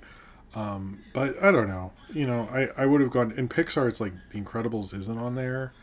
I don't know. I would have, you know, they have Up, Ratatouille, Wall-E, but I think they could have done more. I'm sure I would have done Animal Kingdom. I would have done Stranger by the Lake. I would have, Fury Road was 11. Like, what the fuck is that? Fury Road's a top 5 at the very least. I don't know. I don't mind. They picked Parasite for number 1. That's pretty easy. They weren't really too crazy with the top 5. I thought they just did. What was number 4? I can't even. Oh, In the Mood for Love's obvious there. Best in Show. You know, it's like Bridesmaids was probably too high for me. But I really have to go through like every year to really do it. But also, I would have put Spider-Man 2 in there. But I liked Frances Ha was in there. I think Frances Ha better than Lady Bird, if you ask me. Whiplash makes sense, but like I don't know. And I'm not. I like Dark Knight, but I'm not the big. I would have put it a lot lower. But I was like, man, the Coen brothers had a really good 2000s. I kind of also. I don't think Grand Budapest Hotel is one of the better Wes Andersons. I put Moonrise Kingdom. Anyway, sorry. I just want to do a little thing on that. I've gone too long. And then, oh yeah, and if you to me. Oh yeah, where's Shrek? Like, where's no DreamWorks on here? No Spider-Verse. I would have put Spider-Verse on here. Stuff like that, where I'm just like, you know, I don't know, but I probably wouldn't have put Oppenheimer or Interstellar. I don't think either of those. But I'm also like, Lord of the Rings to me is like just, I don't need 3 slots. It should just be Lord of the Rings. We don't need. I don't understand this whole like Fellowship gets a different. Is only the one. All these lists always do that. I'm like, to me, like if I was gonna make a best list, that would be like Lord of the Rings. That's it. They get 1 slot. I would have put Sita Sings the Blues, which is an underrated animated thing. Yeah, Shrek should probably be. I don't know. My problem with best of all time list is like I would go a little more heavy on influence because I think that's more important to watch than just going for great. I wish they'd done more of that. Yeah, actually, How to Train Your Dragon, I'd be okay with. I would, yeah, 2 Chris Sanders, Dean Deblas. I think that would be there too. Would be good. But no Jurassic World Dominion. Thanks, Blacksea. No Paul Blart Mall Cop. No, but I would have done also no A24 horror. Seems odd to me. Like you would have done The Witch or Hereditary. I don't know. It just felt like we're not getting the full picture of these past 25 years. It felt like they were picking weird things and like I would have taken out too. Like Memento I'm fine with. Inception. I think my favorite Nolans are not, because mine are like Inception, maybe Dunkirk, Memento. I don't know if Dark Knight, like it's good, but is it that influential? Like how many, I don't know. I don't mind Black Panther. I love Coogler, but I would have picked Creed over that. Anyway, let's move on. Sorry. I'll say questions below. Sorry. I just wanted to do a thing on that. I believe it. Yes, I do think they're out of touch. But I think you're doing a best of all time. Let's pick the influencer. All right. Let's get to questions. Sorry, we definitely went long tonight. All right, Nathaniel Fogg asks, which one do you feel will go longer, The Simpsons or Scooby-Doo? Scooby-Doo can never die, so Scooby-Doo. But it's different because Scooby's like always changing, whereas Simpsons is the same show. Jordan Bouchard, what Saturday morning cartoon were you watching growing up, and were there any TMNT spin-offs you enjoyed a lot? Spin-off, I watched, X-Men, He-Man, Dino Saucers, everything like that. Eat the Cat. I watched Fox Kids was like my real shit. I'd watch from Attack of the Killer Tomatoes till Big Dave Osborne's thing. So I think that's a good. I want to do the Ruby Spears Superman because I watched that again. I want to do one of the big ones. Sorry if this is a meandering episode. All right, Cineram says, are we getting tired of superhero movies in which characters question the value of superheroes? The debate was raised in was raised in Dawn of Justice and Captain America Civil War, and now even Lois is giving the Man of Steel shit. No, you can't fly your invulnerable body off to another country and try to stop people from getting killed unless you get permission from your government first. I would have enjoyed hearing Soups defend himself to Holly Hunter, but the congressional hearing blew up before he could say a word. Now the complaints are getting old. I will say this, Syndrome, is I think the Lois Superman thing in the trailer, I haven't seen the movie, to be clear, obviously, was more that they represent two things. That's not your question this week? Oh my god, this is 2 months ago? Oh, fucking Patreon.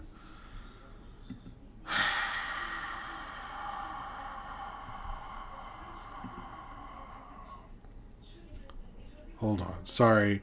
So what happens with Patreon, if you didn't know, is sometimes they do this thing where I'll look in the past things and it'll suddenly bring up when it says tomorrow on Movie Crap, it'll send me a 2 months ago one. Okay. Let's start over. This is ending great. What's a Doctor story you hasn't from Nathaniel? What's a Doctor Seuss story you're surprised hasn't gotten a theatrical adaptation? The Butter Battle book, I'm actually surprised have not. That's the one I think. Sinram, sorry, when watching films or shows, do you ever snack on veggies or do you snack with more widely accepted snacking fare? What's the most unusual snack you've enjoyed during home viewing? My wife and I usually have dinner. Man, that's embarrassing.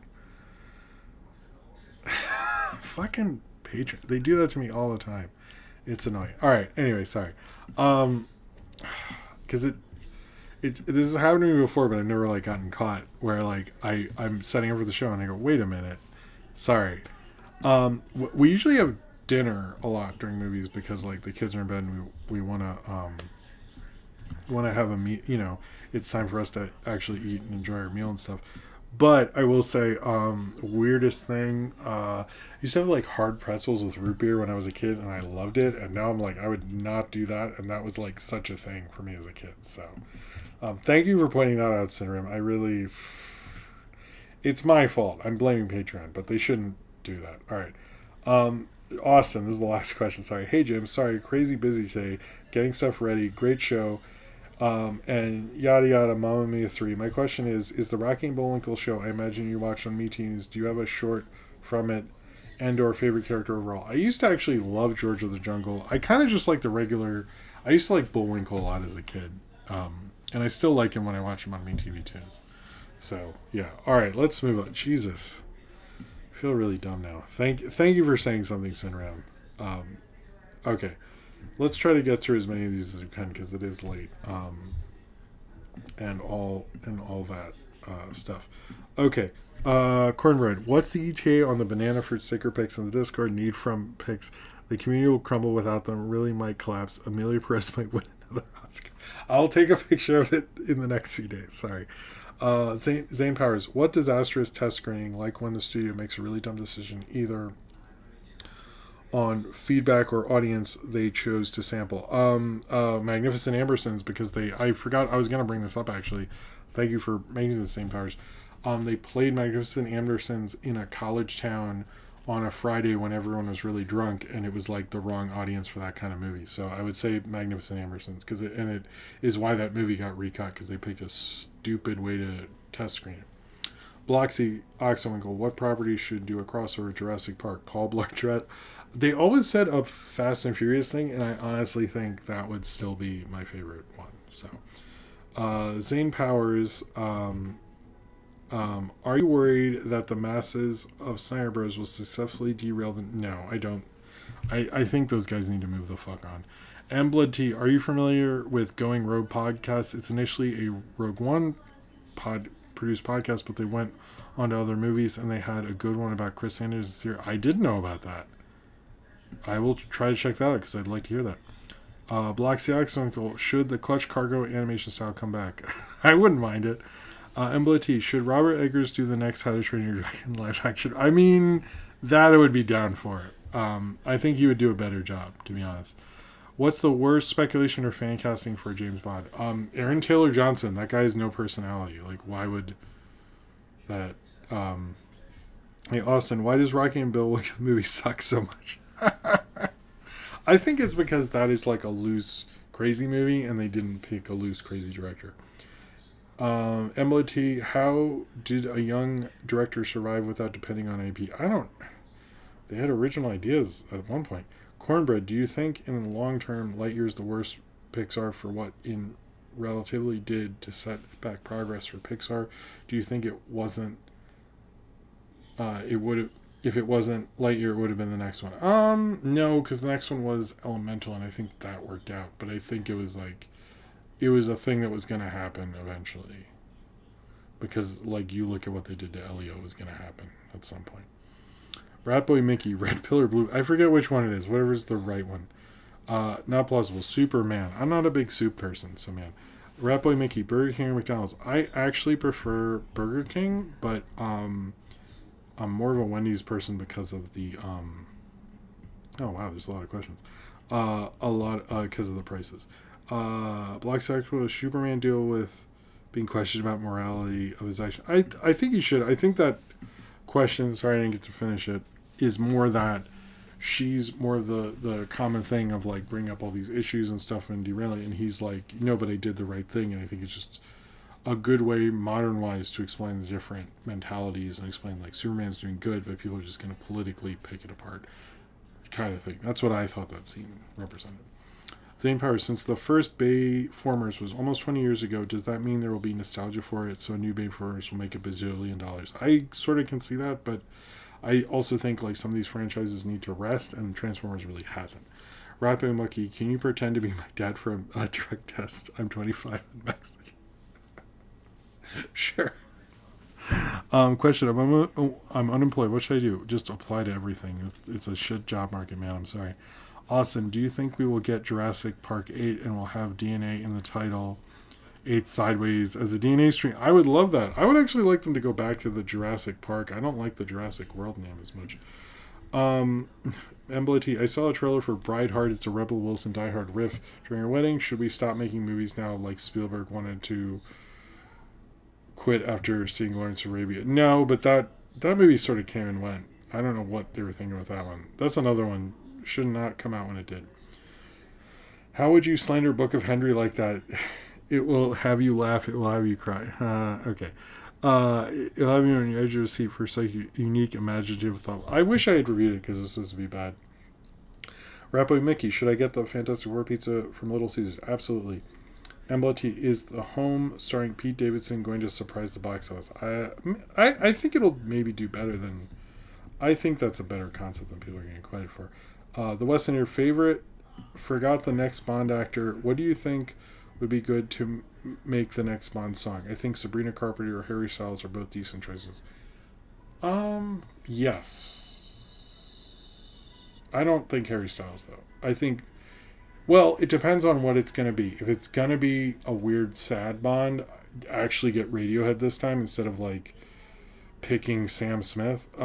If it's going to be a fun Bond, Sabrina Carpenter, I would like a weirder band. Like, get, like, what's Damon Albarn doing? Like, get something like that. That's what, actually, yeah, just have Damon Albarn do it. Or whatever band he's in. Or are we getting a Street Sharks movie from Rapid? Probably not. Christian Gutierrez, what tip advice would you have for people going to conventions for 4 days, like a local one? Get lots of sleep. Always have a big breakfast because you will skip lunch.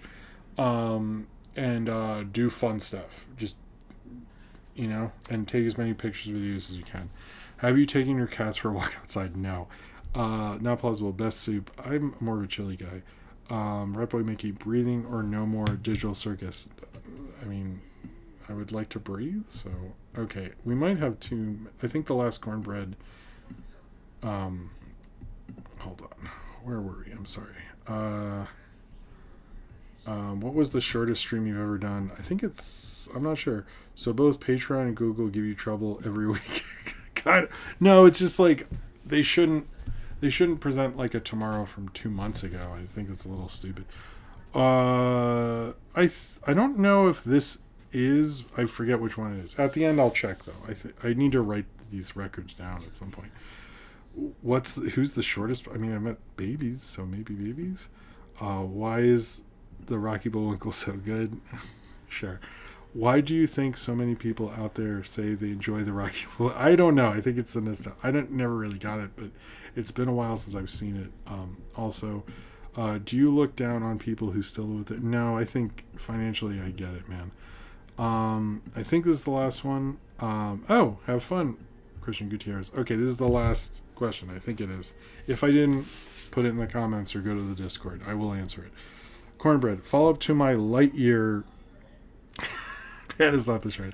My Lightyear question. I mean, do you think it wasn't a clear content scapegoat? We'd have what happened with Inside Out 2, Win or Lose Elio. Would Disney do this regardless? Oh, I see what you're saying. That's a good question. Possibly could have been different. I'm open to that interpretation. Let me say it that way. I think it's possible. Anyway, all right. What actually is Rocky?